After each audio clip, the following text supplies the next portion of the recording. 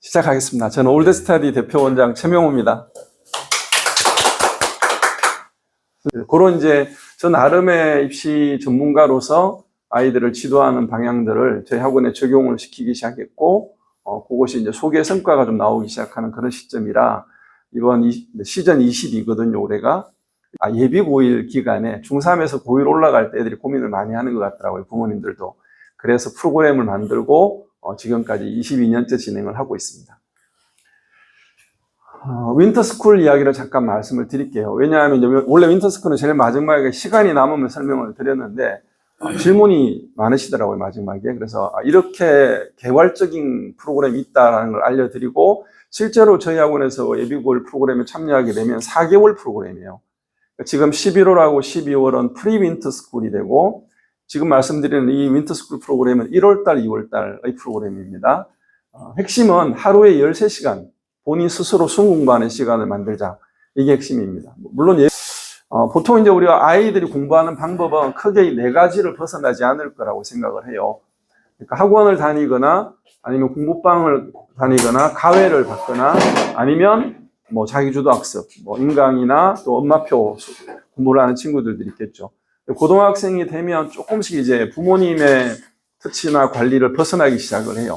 그래서 이 부분에 있어서 우리가 고민하는 거는 단과학원을 예를 들어 수학 전문학원을 보내고 영어 전문학원을 보내고 국어 하나 주말에 한 번 정도 보냈을 때 여기서 그 중간중간에 시간 관리 혹은 선생님이 딱 맞아가지고 아주 학원 선생님들 다 잘 가르치죠. 그런데 그 선생님이 이 아이를 풀로 종일 혹은 일주일 내내 이렇게 케어하기는 사실은 거의 불가능하거든요. 그러니까 장점과 단점이 있다는 거죠. 그리고 반에 클래스가 티칭이 되는 클래스라고 한다면 5명이 앉아있어도 혹은 전교 1등, 2등을 앉혀놔도 수학 시간과 영어 시간이 이 아이들의 분위기가 다른 거예요. 왜냐면 얘는 잘 알아듣는데 얘는 잘 못 알아들을 수 있거든요. 그래서 티칭 수업이 가지고 있는 한계가 있을 수 있다는 게 학원의 단점일 수 있고요. 그 다음에 공부방이나 과외 같은 거는 우리 아이한테 맞추긴 하는데 이게 속도라든가 또 이 여러 가지 아이를 전체를 바라보는 시각이 아무래도 아이를 소규모로 가르치시는 분들이 가지고 있는 또 한계가 있습니다. 장점과 단점이 공존하게 되죠. 자기주도 학습을 잘하는 친구들은 결과적으로는 굉장히 좋은 결과를 내는 애들이 있습니다. 예를 들어서 우리가 방송에 나오는 전국 1등, 수능 올 만점 이런 아이들 이야기 들어보면 학교 수업 위주로, 교과서 위주로 이런 이야기 많이 하잖아요. 그런 애들도 있지만 사실은 자기주도 학습이나 인강을 통해서 공부한다고 했을 때 제가 가장 불안하거나 또 이렇게 안타까운 건 뭐냐면 혼자 공부해서 이만큼 했어요라고 했을 때 실제로 그 결과치가 상대적으로 비유가 들어가는 순간 애들이 많이 떨어지는 일반적이에요. 그러니까 본인은 저 혼자서 수학 3까지 했어요, 혼자서 수학 4까지 했어요 했는데 막상 얘를 테스트를 해보면 자기가 할 수 있는 한계까지만 한 거예요. 그 이상을 뛰어넘지 못하는 거죠. 그렇지만 자기가 할 수 있는 그만큼에 대해서는 또 탄탄하게 잡히는 거죠. 장단점이 다 있습니다. 그래서 저희는 단점보다는 장점을 다 취합을 해서 올인원 프로그램을 만든 것이 올드 윈터스쿨이라고 보시면 됩니다. 공부법의 장점들을 다 모아서 하나의 프로그램을 만든 것이고, 그러다 보니까 이 모든 과정이 개인 맞춤으로 진행이 됩니다. 근데 한 명 한 명한테 맞추어 가는데 한 명씩 이렇게 데리고 있으면 얘가 한계가 있죠. 그래서 여러 친구들을 또래 그룹들을 모아서 그룹핑을 해주는 거예요. 근데 그룹핑을 해도 한계가 있기 때문에 이 부분에 대해서는 멘토들을 투입을 합니다. 그래서 윈터스쿨의 담임 멘토가 핵심인데요. 이 담임 멘토는 서울대, 연대, 고대, 서강대, 성대, 한양대, 그리고 이화여대까지 7개 학교, 그리고 지방대라 하더라도 의치, 한약, 요 학교들은 지방대, 의대, 약대, 한의대, 수의대 이런 데는, 수의대는 빼고요. 한의대까지는 다 서울대를 합격하고도 가는 그런 학교들이니까 수준으로는 오히려 상위 6개 학교보다 높죠. 이 멘토들을 모아서 저희가 아이들을 지도하게 되는데, 이 경우에 윈터스쿨 할 때나 서머스쿨 할 때마다 제가 아이들도 이렇게 어머님들처럼 앉혀놓고 입시 설명을 해줘요. 야, 니네가 입시를 잘 알아야지. 엄마 아빠는 아무리 알아도 이게 너네 적용 못해. 그래서 아이들한테 수시가 어떻고 정시가 어떻고 막 설명을 합니다. 근데 애들이 처음에는 잘 듣다가 시간이 학종이 이런 거야, 학생부는 이렇게 관리해야 되라고 하는 순간부터 애들이 힘들어하는 거예요. 그래서 이거는 잠깐의 이렇게 동기부여는 되지만 길게 동기부여가 되는 게 아니고 오히려 원장이 하는 잔소리라는 생각이 좀 들더라고요. 그래서 오히려 제가 이 부분에 대해서 멘토들, 담임 멘토들이 자기가 어떻게 공부했고 어떤 대학을 갔는지를 알려주고 니네도 이렇게 한번 공부해봐 라고 하는 것이 굉장히 큰 동기부여가 되겠다 싶어서 멘토 특강을 투입을 했습니다. 그래서 일주일에 2번이나 3번 정도 자기를 가르치고 지도하는 생활 관리를 하는 멘토들이 나는 이렇게 공부해서 하면 이제 아이들이 다 듣고 나면 보통 한 20분, 저는 30분 하라 그러는데 한 20분에 끝내더라고요. 그리고 이 친구들이 준비를 잘해요. PT 만들어가지고 막 아이들한테 설명을 해주는데, 그렇게 끝나고 나면 아이들이 하는 이야기가 저도 선생님 후배가 되고 싶어요. 이런 이야기를 하는 거예요. 제가 그냥 동기부여 하느라고 입시 설명회 하는 거하고는 질이 다르게 아이들이 받아들이더라고요. 자, 그럼 진행 절차는 이래요. 지금 이제 예비고1 같은 경우는 뭐 쭉 이어가는 프로그램인데, 일반적으로 이때만 1월, 2월에만 들어오는 친구들은 성적표가 필요합니다. 그리고 이제 고3 올라가는 아이들은 학생부가 필요하고, 그러면 제가 이걸 가지고 입시 컨설팅을 해줘요. 아이들의 입시 지원 전략을 짜주고, 담임이 되고, 뭐, 요 이야기는 뒷페이지에 자세히 설명을 할게요. 프로그램이 이렇게 진행됩니다. 처음에는 제가 입시 전문가로서 아이들에게 방향을 제시한 다음에 진도 계획표를 짭니다. 그래서 과목마다 예를 들어 길동이라는 애가 왔는데 이번에 나는 윈터 기간에 국어, 영어, 수학, 사회, 과학까지 한번 1학년 과정 전체를 끝내보고 싶다라고 하면 이 아이가 첫 번째 내가 하고 싶은 과목이 있다, 공부가 있다, 혹은 교재가 있다라고 하면 이 친구가 원하는 거를 먼저 우선 배정을 해줍니다. 근데 우리는 아직 생각이 없다, 그냥 뭘 해야 될지 모르겠다 이러면 저희가 다 짜줘요. 처음부터 끝까지, 교재까지 그렇게 짜주고, 매일 프로그램이 진행이 되는 거는 30분 플래너가 핵심입니다. 그러니까 지금 제가 프리윈터 동안에는 1시간 플래너를 써요. 1시간 단위로 플래너를 쓰게 하고, 이 윈터 기간에 가면 자기 주도 학습의 공부가 돼야 되기 때문에 30분 단위로 끊어서 갈 거예요. 30분 단위로 끊어가는데 담임 멘토 역할이 30분 플래너를 가지고 진행이 됩니다. 그래서 5명 한 반을 짜고 이렇게 5명을 앉혀놓고 담임 멘토가 앞에 딱 앉아요. 대학생 멘토인 거죠. 그리고 아이들은 플래너를 기록한 대로 아침부터 공부를 시작을 합니다. 그러면 담임 멘토가 하는 역할은 계속 걔네들이 공부하는 과정을 지켜보는 거죠. 그리고 30분이 타임이 지나고 다음 타임으로 넘어갈 때 학생이 자기 플래너를 피드백하는 게 아니라 담임 멘토가 그 아이의 그 플래너를 걷어서 얘가 제대로 잘 했는지를 기록을 해주는 거죠. 원래 계획대로 잘 했으면 그대로 쓰고, 좀 초과 달성했다 그럼 초과 달성한 분량을 쓰는 거고, 좀 부족해서 못했다 그러면 쓰는 거죠. 못하게 예를 들어 5페이지를 풀기로 했는데 2페이지밖에 못 풀었다 그러면 이유가 있을 거 아닙니까? 그럼 그 시간에 뭐 OPL을 받았거나 개인 과외를 받았거나 아니면은 좀 졸았다 뭐 이런 걸 피드백을 써주는 거죠. 그렇게 해서 하루 종일 이 아이의 30분 플래너가 관리가 되는 겁니다. 담임 멘토가 하는 역할은 크게 2가지인데, 처음에 30분 플래너를 피드백해 주는 거, 그리고는 간단한 질문들을 받아주라는 거예요. 명문대생을 선택한 이유가 그거예요. 그러니까 물론 대학 간 친구들이 다 애들 최근에 입시를 한 친구들이니까 웬만한 거 질문 받아주는데, 그래도 아무래도 명문대 학생들이 질문 받아주는 게 좀 더 좋겠다 싶어서 그렇게 명문대를 선택을 한 거고, 아이들이 그냥 간단하게 해결하고 넘어가면 되는 건데, 이걸 기다렸다가 선생님한테 나중에 질문하는 거는 시간 낭비잖아요. 그죠? 그래서 그런 해결법으로 담임 멘토 역할을 만들어 놨습니다. 그리고 오늘 공부한 게 예를 들어서 4과목이다. 하루 종일 4과목을 공부했는데 그게 애가 오늘 공부한 분량을 제대로 잘했는지 체크를 해야 되잖아요. 그 체크하는 방법이 다음날 아침에 담임 멘토하고 10분 정도의 시간 동안에 메타 인지 발문 수업을 합니다. 이게 뭐냐면 담임 멘토는 30분 플래너와 아이가 어제 공부했던 전체 교재를 다 들고 빈강의실이나 지정된 자리로 이동을 해요. 그 시간에는 저와 팀장이 그 반을 케어를 해줍니다. 그럼 이 아이는 담임 멘토한테 모든 걸 다 제출하고 자기는 빈손으로 앉아 있는 거죠. 그래서 담임 멘토가 물어봐요. 어제 그러면 수학 공부 뭐 했냐 하면 이제 자기가 수학 공부했던 이야기를 쭉 발표를 하는 거죠. 근데 만약에 그때 발표한 내용 잘 말을 못하고 기억을 못하거나 내용을 잘 모른다 라고 하면 담임 멘토가 하는 역할은 이 친구가 지금 이 부분이 약하니까 이 부분에 보완이 필요하다는 걸 기록을 하게 됩니다. 기록하는 것은 그 다음에 말씀을 드릴게요. 그렇게 해서 아이가 어제 공부했던 걸 한번 점검해 주는 역할을 같이 병행을 하게 됩니다. OPL이라는 게 원포인트 레슨을 줄인 겁니다. 그러니까 이제 우리가 뭐 골프 같은 데 원포인트 레슨이 있는 것처럼 학원에서도 이 원포인트 레슨이 여기까지 들어보면 뭐야 그럼 대학생이 지도한다는 거야? 이런 생각을 하실 거잖아요. 저희 학원은 과목마다 전문 원장님들이 다 있습니다. 근데 다 저와 연배가 비슷해요. 제가 86학번인데 8685, 뭐, 요 간의 분들이, 과목별 원장을 하고 있습니다. 그러니까 국어는 팀별로 운영을 하고 있고요. 젊은 친구들, 선생님들로. 그리고 수학 원장은 저고, 과학 원장, 그 다음에 사회 원장, 사회 한국사 원장, 그리고 영어 원장, 이렇게 따로 이분들이 다 이제, 흔히 아이들 속된 말로 노땅들이에요.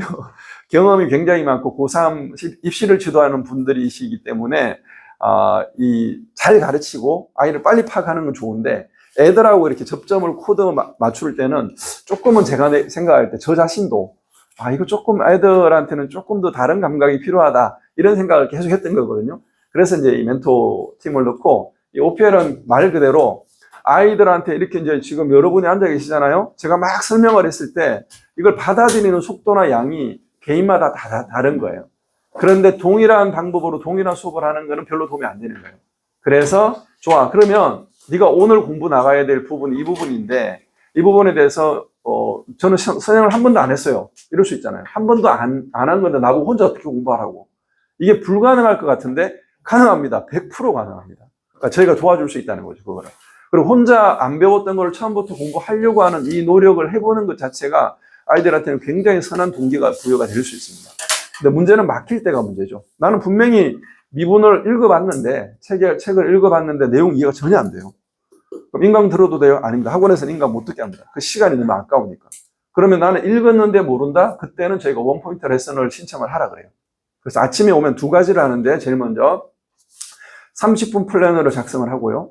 그 다음에 원포인트 레슨을 원래 집에서 작성해 오라 그래요. 그러니까 좀 부족한 거를 채워나가죠. 아까 여기서 부족한 부분이 있으면 여기다가 추가해서 원포인트 레슨 신청서를 쓰게 합니다. 그러고는 저희 원장님들이 그걸 이제 출근해서, 원장님들은 보통 1시쯤 출근해요. 그래서 출근해서 아이들이 제출한 원포인트 레슨을 보고 한 명씩 뽑아서 불러내요. 그리고 1대1로 그 아이가 모르는 파트를 5분 이내로 설명을 끝냅니다. 왜냐하면 이게 길게 가져가면 서로 리듬이 깨져요.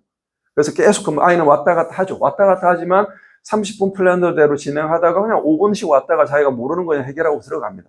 그리고 그 사이에 중간중간에 잠깐 모르는 거 있잖아요. 어떤 애들은 질문할 때 상당수가 뭐냐면 한 줄에서 그 다음 줄 넘어갈 때 계산 실수를 해놓고 못 찾는 거예요.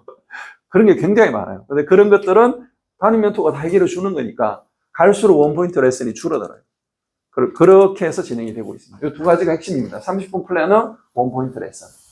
그래서 하루 순공부 시간 13시간인데, 아니, 아침 9시부터 밤 10시까지 딱 13시간이잖아요? 근데 어떻게 13시간이 나오냐? 점심시간, 저녁시간 1시간씩 빼고, 중간에 멘토 특강 빼고, 낮잠 시간 30분 빼고 하면 한 9시간에서 10시간 나와요. 실제 공부하는 시간이. 9시간 정도 나오죠. 10시간까지 안 나올 수도 있겠네요. 그럼 9시간 나오고, 10시간까지 고3들은 채우는데, 그럼 10시간을 채웠다. 13시간 중에 10시간을 수능 공부 시간을 채웠다. 그러면 나머지 3시간을 13시간을 했는데 뭐냐? 이거는 집에 가서 2시간, 아침에 일어나서 1시간을 제가 추천합니다. 집에 가서 공부가 안 되는데요. 그래서 저희 학원 8층에 있는 독서실을 끊어줘요. 그래서 학원에서 10시에 끝나면 바로 독서실로 올라가서 12시까지 공부하고 집에 가서 잠만 자. 아침에 일찍 일어나서 1시간 공부하고 와. 이게 이제 저희가 말하는 순공부 시간 13시간의 의미입니다. 어제의 나를 이기는 에이사 팀학습이라고 하는 건데, 이게 무슨 말이냐면, 지금 이제 여기 앉아 계신 요런 자리 말고, 조그마한 강의실에 뭐 5명 한 반을 선생님하고 딱 집어넣었다. 어떤 일이 예상이 되십니까? 하루 만에 금방 친해져요. 친해진다는 거는 공부 분위기가 흐트러질 확률이 굉장히 높아요. 그래서 저희는 이 부분을 좀 강조하고 싶은 거예요. 그래서 팀학습을 합니다. 그러니까 강의실 안에 적어도 3팀 안팎을 넣어요.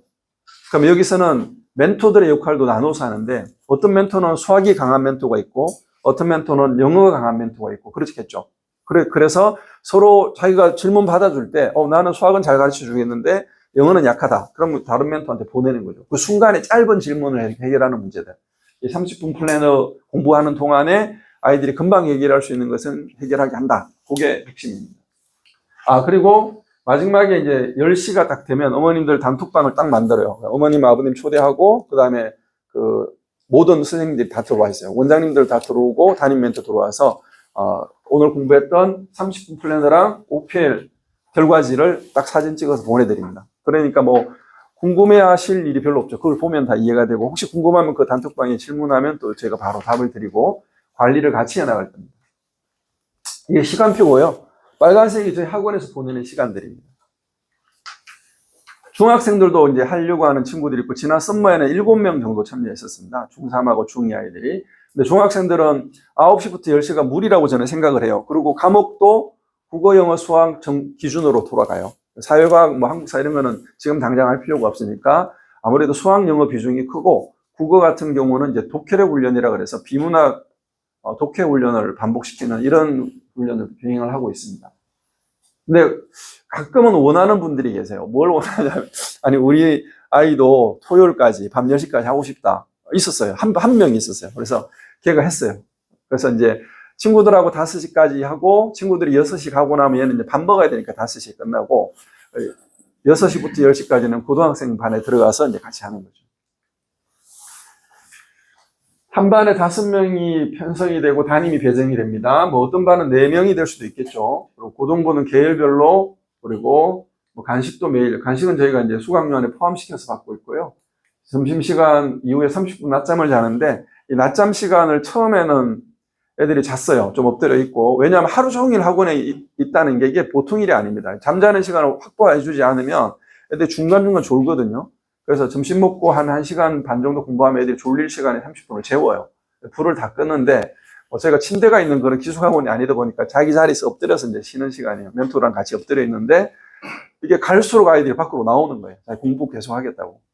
그래서 나중에는 어떻게 됐냐면, 이 팀 수업하는 요런 방 말고, 작은 강의실에 공부할 애들 몇 명만 들어서 공부하고, 나머지는 아주 자고, 나머지는 다 공부를 하고 있는 거죠. 그 시간에도. 아마 이번 겨울에도 그럴 것 같습니다. 핸드폰은 들어오면 다 저희가 수거하고 아이들은 출석지검 어머님들이 등원과 하원 문자를 받으실 수 있고요. 점심 저녁 시간 핸드폰을 사용할 수 있게 하고 집에 갈 때만 받아가는 거예요. 포조 독서실 이용하는 거. 자, 그리고 멘토 선생님들이 이제 대학생들이다 보니까 담임 멘토는 생활 관리, 그 다음에 간단한 질문 관리 이 정도만 하는 거고 나머지 모든 그 수업에 대한 프로그램, 그 다음에 테스트, 그리고 선행을 얼마나 할 거냐, 심화를 얼마나 할 거냐, 책을 몇 권을 풀릴 거냐, 이런 것들은 원장단에 다 전문 강사들이 진행을 하게 됩니다. 진로 입시는 제가 책임지고 있고요. 그래서 학원 올드 스터디 윈터는 이 4가지가 다 묶여서 올인원 프로그램이다. 저희가 제일 강조하는 건 이겁니다. 역시 그래도 윈터에는 수학이 핵심입니다. 어쩔 수 없습니다. 그래서 다른 과목을 그러면은 얼마나 할 거냐가 사실 굉장히 궁금하실 거예요. 지금까지 영어 수학 학원은 대부분 보냈을 테고, 가위를 하든 어쨌든. 근데 지금부터 우리가 국어를 얼마나 할 거냐, 혹은 사회나 과학이나 한국사를 해야 되느냐, 이런 고민을 하실 거잖아요. 이건 제가 100% 팩트를 근거해서 의견을 드릴 수가 있어요. 이따가 제가 성적 계산하는 방법, 대학들이 어떻게 학생들의 성적을 보는지를 가지고 계산을 한번 해봐 드릴 테니까 영어 수학 중요합니다. 근데 놀랍게도 어떤 아이들한테는 영어 수학이 전략 과목이 아니라 사회, 과학, 한국사가 전략 과목이 될 확률이 굉장히 높아요. 확률적으로는 저는 한 40%가 아니죠. 한 60% 이상은 그렇게 가야 맞다고 생각을 해요. 영어 수학을 하지 말라는 게 아니라 영어 수학의 비중을 계속 늘리는 것보다는 왜? 혹시 여기 그런 아이들 없을까요? 난 죽었다 깨어나도 수학이 잘 안 돼. 이런 애들이 있을 거예요. 특히 고등학교 가면 아무리 내가 노력을 해도 한영고 배정 받았는데도 3등급 못 올라가는 애들이 있어요. 있다니까요. 배제고 가서 수학은 4등급, 5등급에서 벗어나지 못하는 애들이 있어요. 그런 애들이 다른 과목을 오히려 1, 2등급 받아버리면 그 수학 조금 못한 부분을 완전히 커버하고 뛰어넘습니다. 그런 생각을 좀 해보시고 하시면 좋겠습니다. 자, 이렇게 지난 썸머 때 팀이고요. 윈터는 이거보다 한 1.5나 2배 정도 더 모집이 될 거예요. 2달을 하기 때문에. 이 친구는 이제 지난주에 갑자기, 이틀, 3일 전인가요? 갑자기 이 친구가 이제 찾아온 거예요. 그래서, 아니, 너 2년 만에 봤어요. 2년 만에. 작년에 3월에 서울대 입학하고 이사를 바로 갔어요. 제발 그러지 마세요. 아이가 대학 가면 그냥 보내시지 왜 따라서 이사를 가십니까? 부모님들은 부모님들의 삶을 사셔야지 대학 보내고 나면. 근데 이제 이 친구 부모님이 이제 아들이 서울대 갔으니까 봉천동으로 이사를 간 거죠. 그래서 이 동네 올 일이 없는 거죠. 그런데 이제 갑자기 얘가 자기 과잠 별로 안 입고 다니는데 이렇게 과잠을 오늘 입고 왔어요. 뭐 이러면서 자랑을 막 하는 거죠. 그래서 제가 야, 사진 한번 찍자. 그러고 이제 이 사진을 넣었습니다. 서울대 통계학과인데 얘가 배 재고 다닐 때 수학을 기똥차게 잘했어요. 그러니까 얘가 야, 쟤는 수학 천재다 이런 생각을 할 정도로 뭐 혼자 다 풀어요. 가르칠 것도 없어요. 그래서 너 수학 잘하니까 뭐 통계학과 잘 하겠지 그러니까 자기는 아무것도 아니래. 애들이 너무 잘한대요. 제가 이 말씀을 드리고 싶었던 이유가 아이들이 자기의 수준을 자기가 가늠하기가 쉽지가 않습니다. 근데 우리가 또래 집단 안에 들어갔을 때 자기가 자기를 바라볼 수 있다고 생각을 해요. 그러니까 이 친구처럼 내가 예를 들어서 A라는 대학에 갔다. 그럼 그 수준의 아이들이 모인 거잖아요. 그 다음에 뭐 연세대를 갔으면 연세대 수준의 아이들이 모여 있고 나는 거기서 얘네들보다는 내가 수준이 높다고 생각하면 재수를 하면 되는 거죠.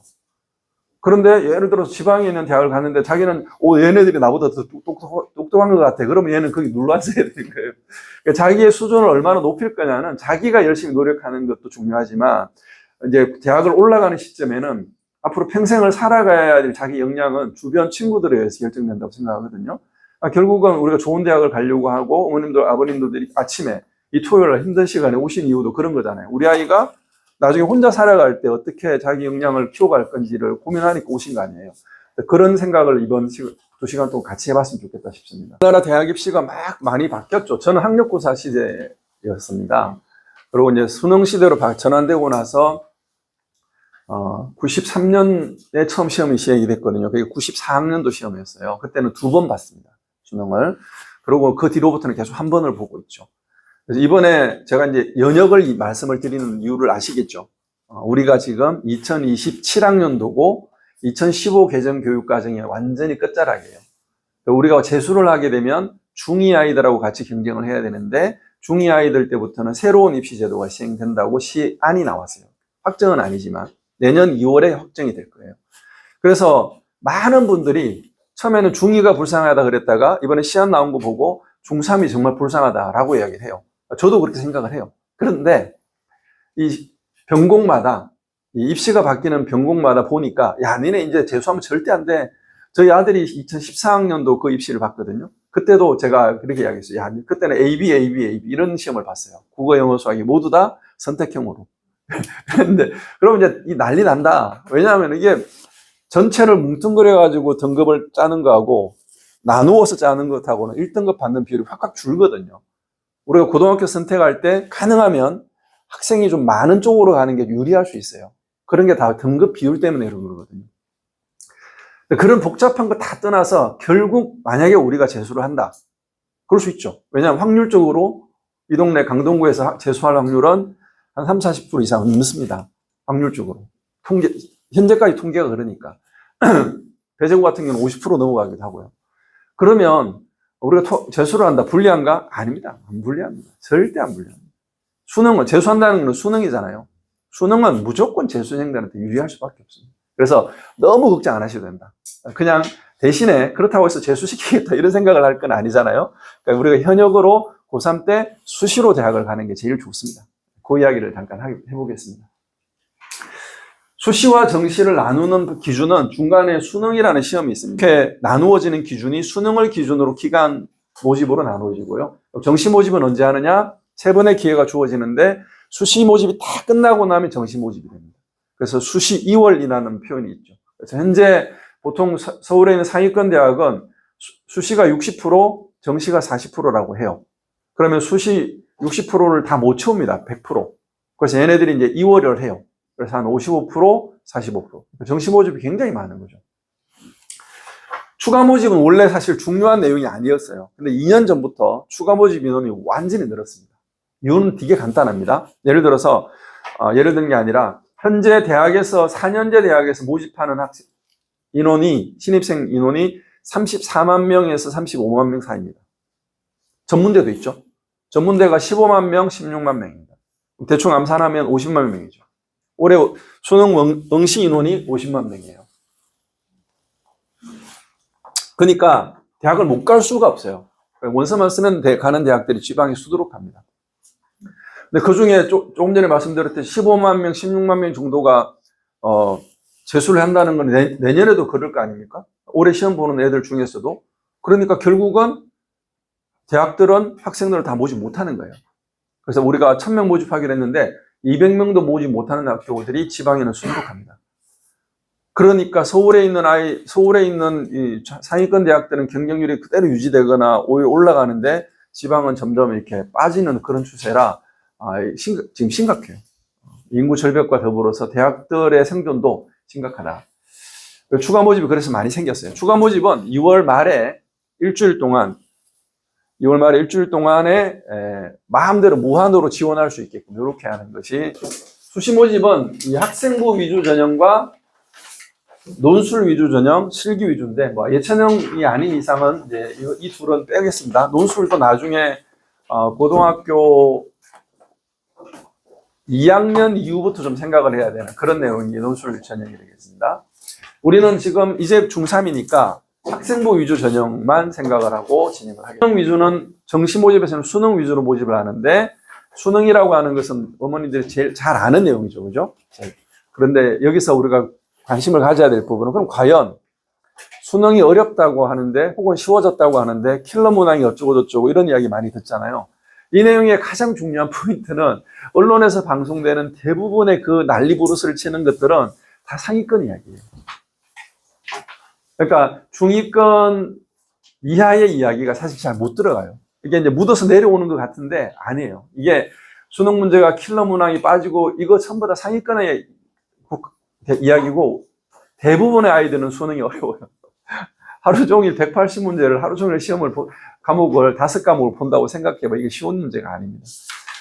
그런데 수능에서 가장 영향력이 센 친구들이 누굴까요?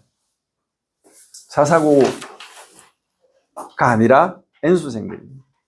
그 이야기도 이따가 좀 해볼게요. 그럼 대학에서는 어떤 기준으로 학생들을 선발하느냐? 3가지 전형 요소를 가지고 있어요. 첫 번째는 학생부, 제일 중요하죠. 5학기. 그러니까 수시 모집은 5학기예요. 1학년 1학기, 2학기, 2학년 1학기, 2학기, 3학년 1학기까지.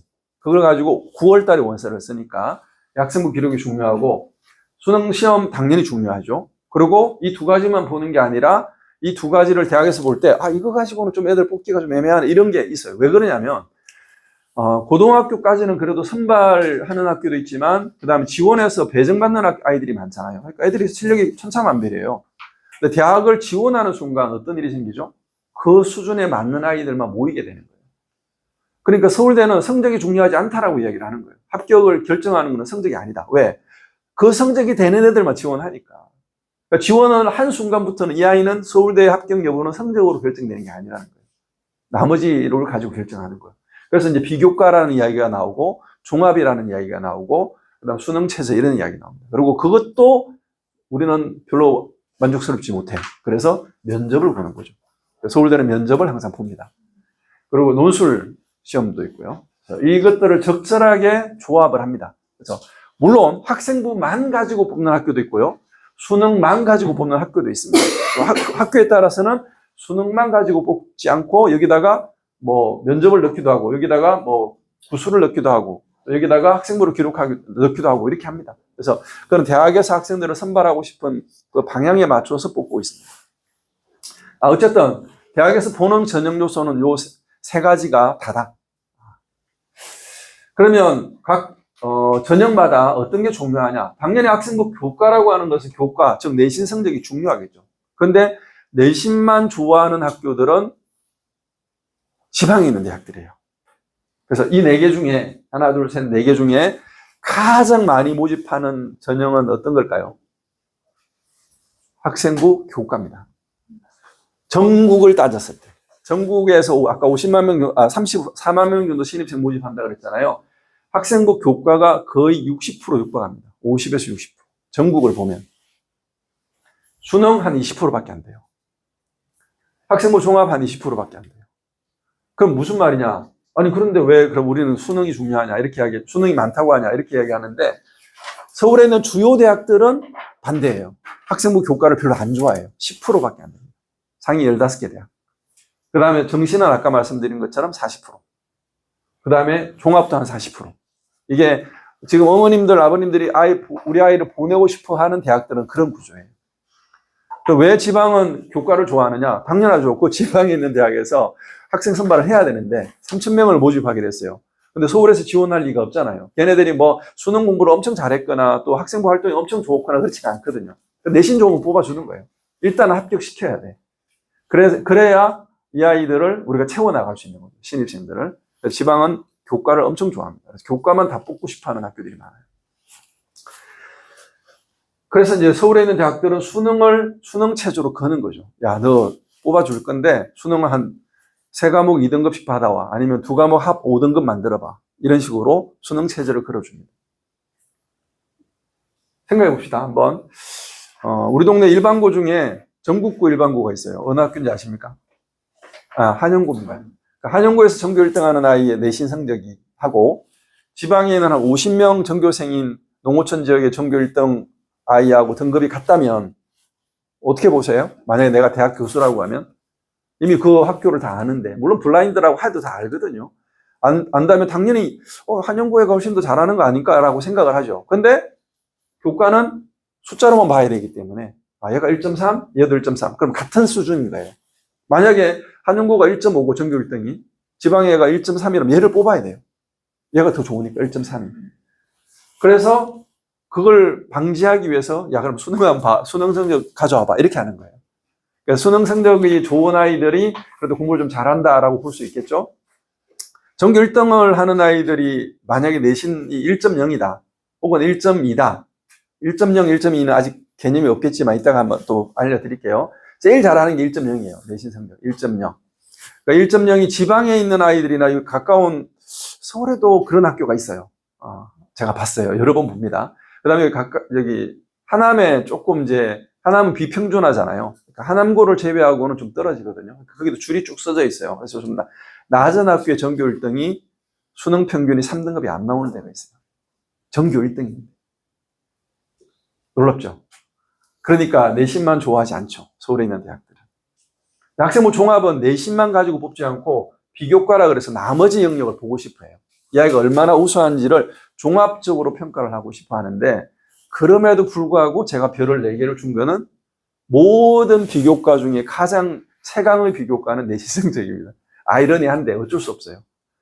실제로 항공운항과 들어보셨나요? 비행기 조종사가 되는 항공운항과가 비행기 조종사 될 때 가장 센 학교가 공군사관학교, 그 다음에 항공대 항공운항학과가 있습니다. 뭐 한서대나 이런 몇 개 대학도 있긴 한데 항공대 항공운항이 굉장히 세요.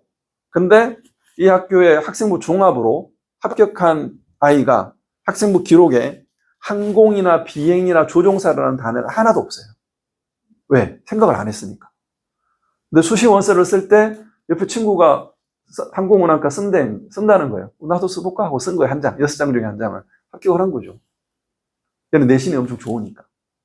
그러니까 내신이 좋으면 모든 게 다 커버가 된다. 근데 내신 좋기가 쉽지가 않다. 좀 이따 보여드리겠습니다. 논술은 당연히 논술이 최고고 정시는 수능을 잘 보면 됩니다. 자, 이제 학생부. 대학에서 바라보는 그 2가지를 설명을 드릴 건데요. 하나는 학생부, 하나는 수능 이야기를 조금 더 할 겁니다. 학생부는 총 8개로 채워질 거예요. 우리 아이들 모두 다. 현재 중3 아이들. 8개의 기록 중에 1번은 자기 개인 인적 사항이고 2번은 출결 사항인데, 출결 사항은 미인정이라 그래서 무단이 아니면 감점이 없어요. 그러니까 신경 쓸 게 없죠. 수상 경력 기록은 하지만 반영은 안 합니다. 이게 애매하죠. 근데 왜 반영 안 하는데 기록을 해두느냐? 좀 이따 말하겠습니다. 자격증은 사실 일반고 특목 자사는 의미가 없어요. 그 특성화고랑 마이스터고에서 필요한데요. 그리고 창체활동, 자율활동, 동아리, 봉사, 진로 중요한데 동아리 활동은 크게 정규 동아리와 자율 동아리로 나누어집니다. 그러니까 정규 동아리는 학교에서 인정받고 아이들이 모두 다 참여하고 싶어하는 그런 동아리 활동이죠. 그런데 문제는 이 동아리를 모두가 들어갈 수가 없죠. 선호가 높은 동아리는 경쟁률이 높고 아이들이 면접을 통해서 합불이 결정돼요. 이것도. 나는 정말 가고 싶은 동아리가 생물 동아리였는데 내가 떨어졌어요. 그럴 수 있잖아요. 나는 생물 말고는 할 게 없어. 그러니까 밀려가지고 배드민턴 동아리에 들어갔다. 어쩔 수 없이. 그러면 이 아이는 배드민턴 동아리에 요 동아리 활동을 하기 싫으니까 하긴 하는데 정규니까 내가 원하는 생명공학하고 뭐 인공지능하고 묶어서 AI 생명 동아리를 하나 만들자, 친구들끼리. 그게 자율동아리예요. 그래서 이걸 만들어서 기록을 해요. 기록을 하면 이전에는 대학에서 봐준 거죠, 그거를. 근데 이제 느낌이 좀 오시죠? 아, 이게 이제 엄마, 아빠라든가 혹은 좀 사교육의 느낌이 좀 풍기잖아요. 만들 수 있으니까. 그래서 이걸 대학에서 안 보는 거예요. 네. 그럼 이 아이가 동아리 활동을 배드민턴 동아리를 했다. 불리할까? 아닙니다. 그렇게 불리하진 않습니다. 어떻게 활동이 기록되는지가 중요하지, 배드민턴을 했다, 댄스를 했다, 랩을 했다, 아무 상관없어요. 그 아이가 얼마나 열심히 살았는지가 드러나면 대학에서 다 인정해 줍니다. 그런 인원의 한계는 있으니까. 그 다음에 교과 학습 발달 상황에 제가 이제 6번에 빨갛게 교과라고 쓴 게 바로 우리가 흔히 많이 들어보는 학생부 교과의 그 교과라고 보시면 됩니다. 근데 교과도 다시 두 개로 나눠져요. 1번과 2번으로 부르겠습니다. 1번, 2번으로 기록되진 않지만 첫 번째가 바로 이렇게 쭉 하시면 우리가 흔히 알고 있는 성적이에요. 6-1 교과가 흔히 알고 있는 성적이고, 학생부 교과 모집은 이 성적을 가지고 학생을 선발하는 겁니다. 이때 중요한 것은 과목마다 내가 모든 과목을 다 1.0으로 최상위 등급을 받는 게 제일 좋은데, 사실은 강동구에서도 불가능해요. 강동구에서 아무리 잘해도 1.0 받은 아이는 저는 못 봤습니다. 물론 제가 못 봤어요. 못 봐도 누군가 있을 수 있겠지만, 사실 서울에서 1.0 나오는 게 정말로 이게 하늘의 별따기입니다. 지방은 가능한데. 그래서 1.0은 어렵다. 왜냐하면 어떤 아이들이 다 비슷비슷한 아이들이 모였을 때 어떤 애들은 영어를 잘, 어떤 애들은 수학을 잘하고, 내가 한 번 삐끗하면 떨어지고 이렇게 되는 거죠. 한 과목이라도 2등급에 나오면 1.0이 아니에요. 1.xx로 넘어가니까. 그래서 그런 겁니다. 세부 능력 특기 사항은 이 가르치는 과목 6과목, 1학년 1학기 때 보통 8과목 정도 듣거든요. 강동구의 모든 학교들이. 그 8과목의 선생님들이 이 아이를 다 평가하는 거예요. 국어 선생님이 아이를 내용에 기록을 해주고, 1학기, 2학기다. 이렇게 기록한 게 세부 능력 특기 사항입니다. 그럼 대학에서 볼 때는 지금 1번, 2번, 3번, 4번 별로 볼 거 없죠. 5번도 자율활동, 봉사활동, 진로활동은 학교에서 진행하는 게 대부분이에요. 그 학교의 활동 내역에 들어가는데, 그럼에도 불구하고 기록이 좋은 애들이 있습니다. 선생님들이 신경을 써주는 아이. 얘는 서울대 가야 돼. 얘는 의대 보내야 돼. 라고 이제 선생님들이 봤을 때 이제 이렇게 엘리트가 딱 보이잖아요. 한 학기 지나고 나면. 그런 아이들은 이 진로활동이나 봉사활동, 자율활동 기록을 할 때도 굉장히 디테일하게 들어갑니다. 근데 대부분의 아이들은 이런 활동을 했다라고 기록하는 걸로 넘어가요. 그럼 대학에서 볼 때는 이거는 그냥 학교 전체가 한 거네? 패스. 안 보는 거죠. 평가의 요소에서 제외시켜버립니다. 근데 그 와중에도 이 아이가 뭐 어떤 참여를, 개인적인 에피소드가 들어가서 기록된 것들은 대학에서 좋은 평가를 해줍니다. 어쨌든 얘도 한계가 좀 있죠. 동아리 활동은 중요하다 그랬고요. 그 다음에 교과 활동에서는 그러니까 지금 볼 게 별로 없었는데 동아리하고 세특을 보니까 세특이 제일 중요한 거죠. 여기까지 보면. 그리고 8번에는 담임 선생님의 평가, 행특이라고 합니다. 행동특성 및 종합의견. 담임 선생님의 평가는 1년을 지켜본 다음에 내린 평가이기 때문에 담임 선생님의 추천서라고 생각하시면 돼요. 중요하게 봅니다. 그럼 7번 독서는 중요하냐? 굉장히 중요하죠. 서울대학은 독서를 자기소개서가 기록되는 시절에는 무조건 3권을 써내라고 했습니다. 그리고 이거는 합불에 상당한 영향을 주는 내용이었습니다. 지금은 이제 정부 정책에 의해서 빠졌죠. 독서 자체가. 자기소개서가 빠졌으니까. 하지만 학생부에 기록된 독서를 또 대학에서는 반영도 하지 말래요. 역시 이것도 아까 말한 자율동아리랑 비슷한 개념이에요. 자율동아리, 봉사활동 이런 것들 전부 다 뭔가 사교육이라든가 또 부모의 역량이 들어갈 수 있는 부분이라 해서 다 배제했거든요. 대학에서 학생부에서 볼 수 있는 게 별로 없죠. 별로 없으니까 그럼 그 중에서 중요한 걸 찾아내야 되는 거죠. 세부능력 특기사항, 행특, 이건 어쨌든 담임의 종합 의견이니까 더 중요한 건 이거겠죠. 세특. 동아리 활동에서 동아리 선생님의 평가. 그렇게 본다면 여기서 말하는 수상이나 그 다음에 자율 동아리, 개인 봉사, 독서 이런 것들은 여기서 기록은 되고 반영은 안 하지만 어디에 또 기록이 추가될 수 있냐면 세특이나 행특 이런 데다가 추가가 될 수 있어요. 선생님들이 그걸 활용을 해서 기록을 해주는 거죠. 거리가 되는 거죠. 그래서 안 하면 안 되는 겁니다. 해야 되죠. 최소한은 채워나가야 학생부 기록이 풍성해진다. 현재 예비 고1 아이들의 수능 성적표는 이렇게 유지가 됩니다. 중2는 이 항목이 없어져요. 선택 과목이 없어집니다. 중2는 지금 시한대로 진행이 된다면. 우리는 이대로 갈 거니까 이 중에서 한국사, 영어, 제2외국어는 절대평가라고 합니다. 절대평가를 하면 일정 성적 이상이 되면 그 등급을 받는 거예요. 한국사는 사실 별로 신경을 안 쓰는 과목이긴 합니다. 그러니까 공부를 안 한다는 게 아니라 수능에서는 50점 만점에 30점까지가 인문계열은 다 만점이에요.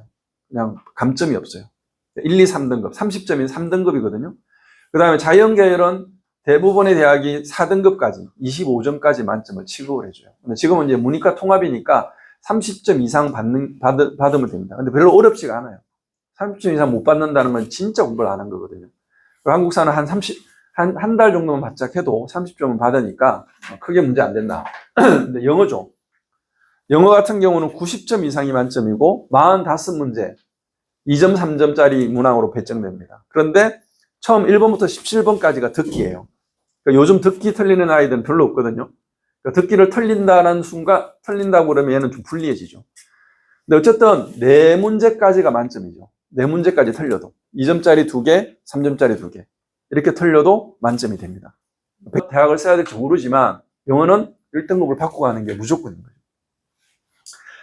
그리고 나머지 3과목은 국어, 수학, 탐구는 9등급 상대평가입니다. 4%까지 1등급, 11%까지 2등급. 그럼 수능에서는 인서울이 가능하기 위해서는 최소 평균 3등급 정도는 맞아줘야 됩니다. 그게 좀 안전하게 인서울도 서울의 마지노 자락에 있는 학교들 있잖아요. 서경대, 삼육대, 한성대, 그 다음에 강동구에서는 인서울 중에 아주 좋은 대학이 하나 있습니다. 가천대. 그러니까 지금 이제 우리 예비고 이런 가천대는 생각도 안 하시겠지만, 만약에 이제 앞으로 고3이다, 이반이 고3이다라고 우리 가천대라도 제발 이런 부모님들이 많습니다. 어쨌든 거기까지를 저는 인솔로 봐요. 그래서 그 정도 학교들은 평균 3등급, 3.5등급에서도 한번 찔러볼 만하다. 뭐 과는 선택할 수는 없겠지만. 근데 말씀드렸다시피 이 3등급도 쉬운 일이 아닙니다. 그래서 제가 계속 강조를 하는 겁니다. 자, 이제 대학 가는 법 2가지만 더 이야기하고 우리 동네 고등학교 선택에 대한 얘기를 좀 할게요. 학생부 교과는 이걸 알아야 돼요. 9등급이라고 하는 기준을 알아야 됩니다. 가운데 20% 5등급을 기준으로 좌우 대칭으로 만들어놨습니다. 처음 4%까지 1등급, 그 다음에 11%까지가 2등급이니까 2등급 구간이 7명인 거죠. 그리고 100명 기준으로 3등급까지가 23%. 그러니까 우리는 예비고 이런 무조건 3등급까지만 생각을 해야지 4등급 밑으로의 등급이 있다고 생각하면 안 됩니다. 근데 이게 어렵습니다. 생각해 보세요. 우리 아이가 만약에 30명 반 한 클래스에 3등급이다. 3등급을 받으려면 몇 등을 해야 될까요? 7등 해야 돼요. 7등. 6등, 7등을 해야 3등급 클래스 안에 들어갑니다. 쉬운 일이 아니죠. A, B를 받는 건 어렵지 않죠. 중학교에서 올레이를 받은 아이들 많잖아요. 한두 과목 B급에서 B 받을 수도 있고. 중학교 때 우리는 올레이야 라고 했을 때 어디까지 그 성적이 떨어지는지 한번 보겠습니다.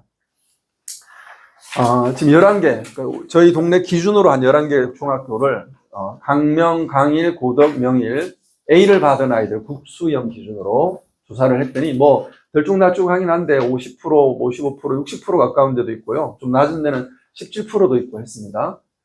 배제, 상일, 성덕, 신명도 마찬가지입니다. 대략 느낌상으로는 한 40% 정도가 평균적으로. 이거는 저희 동네뿐만 아니라 다른 동네도 대동소이한 것 같더라고요. 그래서 한 40% 정도가 A를 받았으니까 올 A가 한 40% 정도 있다고 가정을 하겠습니다. 얘네들이 중학교에서 고등학교로 넘어가서 1학년 1학기 중간고사를 딱 봤습니다. 시험을 잘 볼까요? 못 볼까요? 거의 대부분 잘 못 볼 수밖에 없습니다. 왜냐하면 점수는 일단 90점 이상 넘기는 건 아주 어렵습니다. 그럼 이제 80점을 받든 70점을 받든 등급이 중요하잖아요. 아주 어려웠다면 내가 70점 받고 1등급이 될 수 있겠죠. 아주 어려웠다면. 전교 1등이 될 수도 있죠. 70점. 어차피 상대평가니까.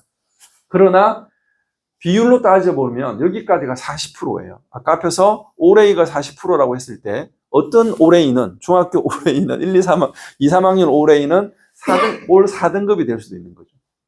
인서울을 통과 못하는 올 4등급. 그리고 좀 우울하지만 우리 한영종 학생들 있나요? 한영종 국어 보세요.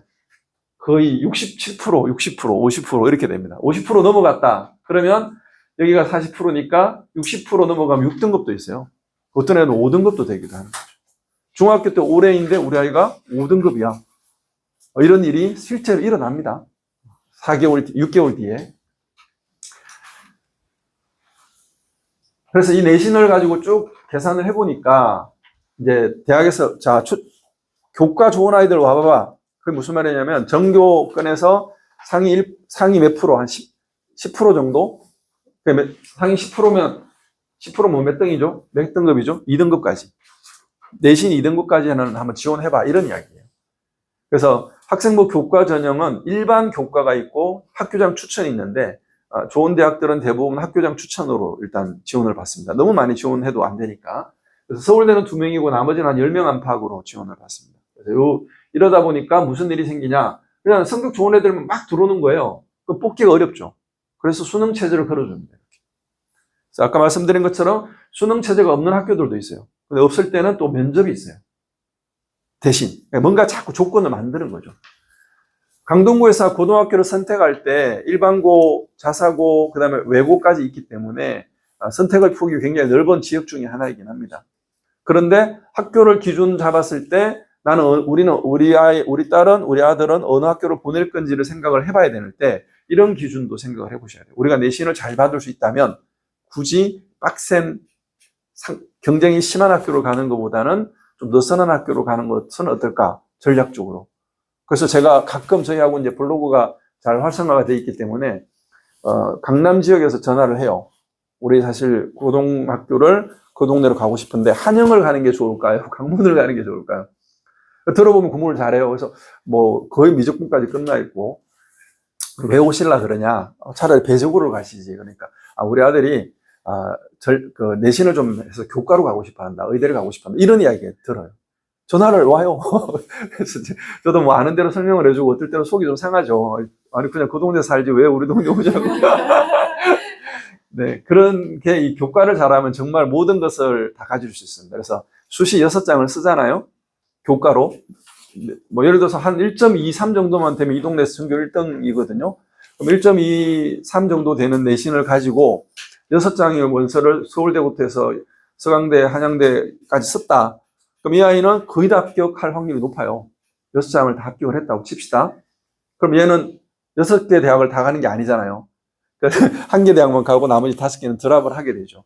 그럼 거꾸로 생각해 보면 서울대부터 이렇게 6개를 합격을 했는데 얘가 서울대만 갔어요. 그럼 연대는 자기네가 뽑기로 한 인원에서 한 명이 빠지는 거잖아요. 합격시켰는데. 그래서 연대가 그 밑에 거를 그 예비 번호에 있는 순서를 불러 올려요. 야, 너 예비 1차 합격이야. 하면 얘가 옳다거니하고 등록을 하겠죠. 그럼 얘는 어디 예비로 들어온 애는 어느 학교일까요? 서성한 쪽에서 올라오겠죠. 그럼 또 서강대에서 한 자리가 비잖아요. 그래서 서강대도 또 추가 합격을 시켜야 되겠죠. 그럼 또 요 밑에 중경외시 쪽에서 한 명이 또 올라오겠죠. 이렇게 해서 계속 밑으로 내려가요. 그러다 보니 시간은 정해져 있지. 밑에서 올리는 데는 시간이 걸리죠. 그래서 기간 안에 절대 못 채웁니다. 서울대도 다 못 채워요. 아이들을. 왜냐하면 서울대 쓰고 의대 쓰고 서울대 안 가고 의대 가거든요. 그러니까 서울대도 빈 상태로 정시로 넘어가요. 네, 그래서 추가 합격이 나오고 미달이 되는 이유를 잠깐 말씀을 드렸습니다. 이제 학생부를 한번 볼까요? 학생부 6번, 6-1번. 이게 이렇게 나옵니다. 6-1번은 1학년 때 메인 과목은 6과목입니다. 자, 교과란 과목을 좀 이해하는 게 좋겠죠? 예비고1이니까. 1학년 1학기 국어, 2학기 국어는 과목은 다른 과목입니다. 과목으로는. 1학기 수학과 2학기 수학도 과목으로는 다른 과목이에요. 자, 2학년 거 잠깐 갔다가 다시 올게요. 문학 과목이죠. 독서 과목입니다. 그럼 지금까지 얘는 국어 과목을 몇 과목 들었을까요? 4과목 들었죠. 2학년 2학기까지. 국어 교과가 총 4과목인 거예요. 자, 이해되시나요? 교과라고 하는 것은 큰 집합이에요. 큰 집합. 국어라는 교과 안에는 1학년 국어가 있고 독서가 있고 문학이 있고 3학기 때는 언어와 매체, 화법과 작문 이런 과목들이 있는 거죠. 그 다음에 수학도 마찬가지. 1학년 수학은 수학상 아닙니다. 이거는 출판사들이 만든 상술이에요. 수학상 하는. 고등학교 아이들 수학책은 한권으로 되어 있어요. 고등수학으로. 1학기 때 수학, 2학기 때 수학이 다른 과목으로 계산을 해요. 그 다음에 2학년 때 가서 수학 1, 수학 2를 하잖아요. 다른 과목이에요. 그리고 이제 뭐 여기서 이 동네에는 2학년 때 기하나 확통을 하는 학교들도 있어요. 기하 확통은 선행이 안 들어갑니다. 미적분은 선행에 들어가요. 그래서 미적분은 2학년 때 못 들어요. 3학년 때만 들을 수밖에 없습니다. 강동구 기준에서는. 자, 다시 1학년 와서 그렇게 해서 교과는 큰 집합이고 과목은 그 집합 안에 들어있는 하나하나의 구성원이다, 원소들이다 이렇게 생각하시면 되겠고요. 학생부 교과는 그 큰 집합인데요. 상위권 대학 중에 15개 상위권 대학 중에 동국 대학이 올해 학생부 교과 즉 내신만 가지고 뽑는 전형에 대부분의 대학은 메인 과목들을 다 반영을 해요, 점수로. 근데 동국대가 10과목만 반영을 해요. 너가 잘한 거 10과목만 제출해. 물론 제출하는 게 아니고 이제 학생부 내면 자기네들이 알아서 제일 잘한 것만 뽑아서 경쟁을 시켜요. 그러면 이 아이가 수학에 진짜 기신이야. 그래서 나머지 과목은 다 3, 4등급인데 수학만 들었던 모든 과목 한 6과목을 들었는데 다 1등급이야. 그럼 얘는 10과목 중에 6과목 1등급인 거예요. 동국대 기준이 그런 거예요. 그러니까 학교마다 반영하는 방법이나 접근법이 다 다릅니다. 제가 왜 이 말씀을 드리냐면 입시를 준비하는 예비 고1 입장에서는 어느 거 하나를 포기하는 순간 선택의 폭이 완전히 줄어듭니다. 그래서 끝까지 포기하지 말고 할 수 있는 건 최선을 다하는 게 맞다는 거예요. 이따가 수능 올인에 대한 얘기를 하면서 다시 말씀을 드릴게요. 수능 올인을 너무 빨리 선택하시면 진짜 위험하다. 그렇게 말씀을 드리려고 하고요. 자, 1학년 수학 성적표에서 핵심은 이 6박스인데요. 이 박스의 핵심이 뭐죠? 전교생을 대상으로 하는 거예요. 전교생. 그러니까 전교생을 밑에 있는 뭐 이런 것들은 지금 주요 과목은 아니니까 여기 위에 6과목만 기준으로 보시고요. 이때 내신을 잘 받는 게 아주 중요합니다. 작년까지는 제가 여기를 1등급, 2등급으로 이 나이 거를 가져왔는데 너무 이렇게 위화감이 생겨서 편안하죠? 등급이. 자, 2학년 올라가면 87명 과목이 나오네요. 명일여고 학생 수가 적잖아요. 23명 과목도 있어요. 어떤 과목이 23명이 들어요. 그럼 1등급이 한 명도 안 나올 수도 있는 거죠. 많아야 한 명 주는 거죠, 학교에서. 이런 경우는 87명 딸인데 3단위예요. 자, 단위수를 설명을 드릴게요. 1학년 때 봤던 단위수가 국어, 수학, 영어 4단위, 일주일에 4시간. 그 다음에 한국사, 사회, 과학 3시간. 별 차이 없죠. 그렇죠? 근데 아주 냉정하게 따지면 사회랑 한국사는 어때요? 사회 과목이잖아요. 영역으로 보면. 사회 영역에 들어간다고 봤을 때 이 합치면 6학점이에요. 6단위. 수학을 이기는 거죠. 2학년 올라가면 물리, 생명, 지구과학 합쳐서 과학이잖아요. 9단위예요. 9단위. 수학은 여전히 4단위인데. 그러면 어떻게 해야 되죠? 2학년 올라갈 때부터는 혹은 1학년이 끝나는 순간부터는 과학 공부 시간을 늘리는 게 맞잖아요. 근데 안 그래요. 여전히 선입견으로 수학이 중요한 거예요. 그래서 수학이 만약에 등급이 낮으면 수학을 더 시키는 거죠. 가위도 하나 더 시키고 뭐가 난리가 나는 것처럼. 제가 그래서 포기하는 게 쉽지는 않지만 포기해야 될 때가 있어요. 우리 아이가 수학은 해보니까 4등급밖에 안 나와. 그러니까 우리는 목표를 3등급으로 정하고 지금부터 그 정도 등급의 목표를 맞추고 나머지 과목을 올리는 데 시간을 투자하면 오히려 얘는 더 좋은 대학을 갈 수가 있는 거예요. 게다가 인원수가 줄어들면 등급 받기가 어렵다. 자, 그래서 1학년 12과목, 국어, 수학, 영어, 한국사, 사회, 과학 6과목, 1학기 때, 2학기 때 6과목에서 12과목의 등급 기준이 전체 수시 지원할 때 46%라고 합니다. 46%. 그럼 2학년 요때까지 등급 기준으로 따졌을 때 대학에서 바라보는 내신 등급의 기준이 86%라고. 그럼 남은 게 14%죠. 3학년 올라가서 그나마 이 학교는 4과목을 들어요. 이 등급이 있는 과목들은. 밑에 진로 선택 이야기를 안 하고 넘어가는 겁니다. 진로 선택은 A, B, C이기 때문에 대학에서 반영을 그렇게 많이 하지 않아요. 이런 걸 절대평가라 그래요. 지금 현재 중2부터 절대평가의 비중을 늘리려고 했다가 뭐 상대평가 5등급 이렇게 5등급제로 가겠다, 변기하겠다 이런 이야기가 나오는데 어쨌든 절대평가는 변별이 낮기 때문에 대학에서 그렇게 선호하지 않습니다. 지금 현재는 상대평가가 핵심인 거죠. 9등급제. 그럼 이 9등급으로 내가 등급을 1학년 때 1, 2학년 때 86%가 끝나고 나서 3학년 때 정말 각성해서 열심히 해도 뒤집기가 어렵다는 거죠. 그래서 내신 관리는 사실은 2학년 말까지 해야 되는데 1학년 때 내신 관리하는 것이 제일 중요하고 그것도 1학기 중간고사가 제일 중요해요. 그리고 저는 감히 작년부터 이야기를 해요. 그 전까지 저도 사실은 좀 이렇게 기적을 만드는 아이들이 있기 때문에 저희 학원에서도 매년 몇 명은 나왔기 때문에 고3 때 미친 듯이 공부해도 된다. 이렇게 생각을 했죠. 제가 작년부터 고3 설명회를 안 해요. 요 시기에. 예비 고3 설명회를 안 해요. 그 전까지는 정말 예비 고3 설명회 열심히 했거든요. 제가 원래 출발이 고3 전문으로 출발했기 때문에 고3에 대한 애정이 되게 많아요. 좀 미안한 얘기지만 이전에 아이들 밤 12시까지 막 잡아놓고 문 걸어놓고 공부시킨 적도 있어요. 그런데 성적 올라가는 게 거의 불가능하더라고요. 그래서 저는 감히 고3 때 성적은 절대 못 올린다. 고2 때까지 성적이 다다. 그리고 고3 때는 고2 때까지 나온 성적 가지고 내가 갈 수 있는 대학을 정하고 그 대학이라도 합격할 수 있게끔 준비하는 기간이지 성적을 올리는 기간이 아니다. 그래서 예비 고2를 여러분들은 고3 때는 학원 다니지 마라. 이거 작년부터 제가 이야기를 하고 있어요. 오늘도 그 이야기를 합니다. 그래서 정말 우리가 성적을 올릴 수 있는 유일한 구간은 지금부터 6개월입니다. 내년 1학기 중간고사 내년 4월 말이거든요. 그 중간고사의 결과가 우리의 대학의 거의 대부분을 결정한다고 해도 과언이 아닐 겁니다. 그래서 내년 1학기 때 내신이 딱 끝나고 나면 아이들 중에는 어머니, 아버지, 저는 수시로는 끝난 것 같습니다. 저 수시 내신 등급이 4등급인데 이걸로는 대학을 못 간다고 합니다. 그래서 지금부터 수능에 한번 올인해 보려고 합니다. 그리고 이제 막 수능 올인 설명회를 듣고 다녀요. 특히 이제 강남 대치동 이런 쪽에 설명회 하면 그런 걸 많이 하거든요. 야, 너 내신 이거 가지고는 못 가. 그러면 이제 그때부터 수능 올인을 시키려고 해요. 근데 보시면 아시다시피 2학년 때 공부하는 이 과목들이 대부분이 수능 과목이에요. 1학년 때 수능 과목 들어가는 건 딱 한 과목 있습니다. 뭘까요? 한국사.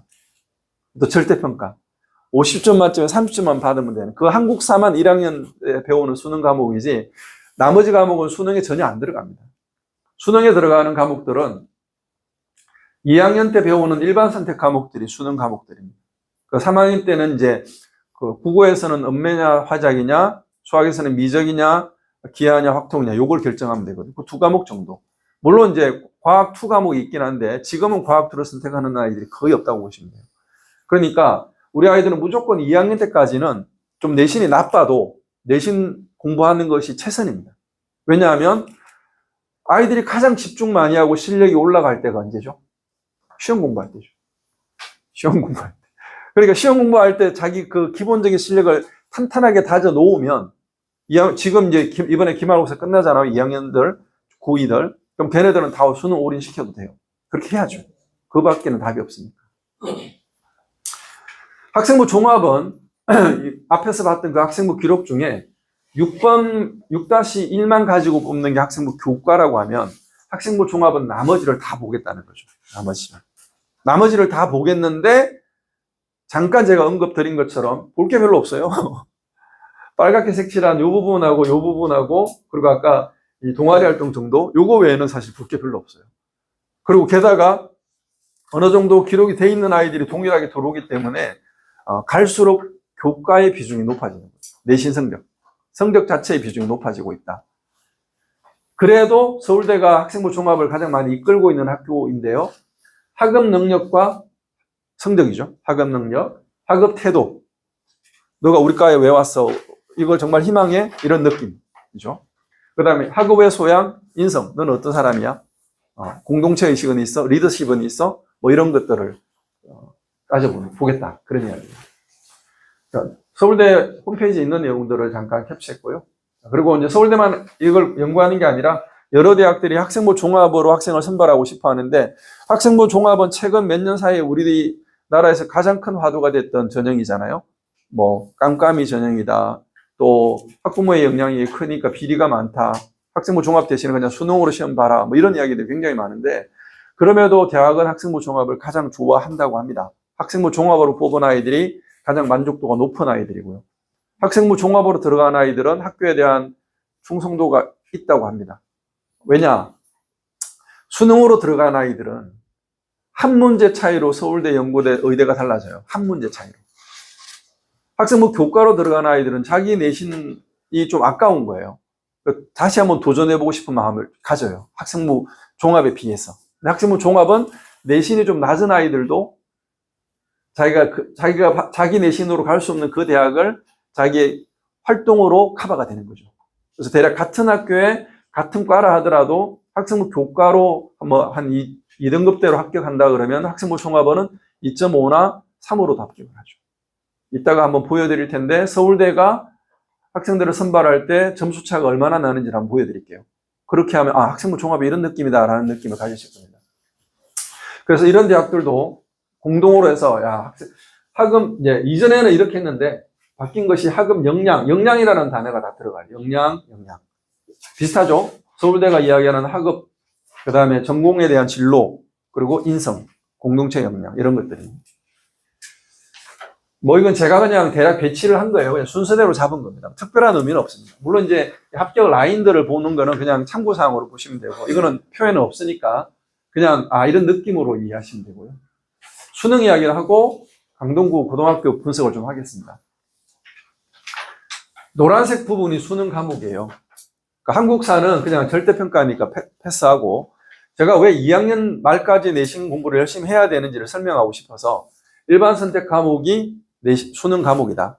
그 다음에 3학년 때 2과목 정도 수능 과목이다. 이렇게 이해해 주시면 되겠습니다.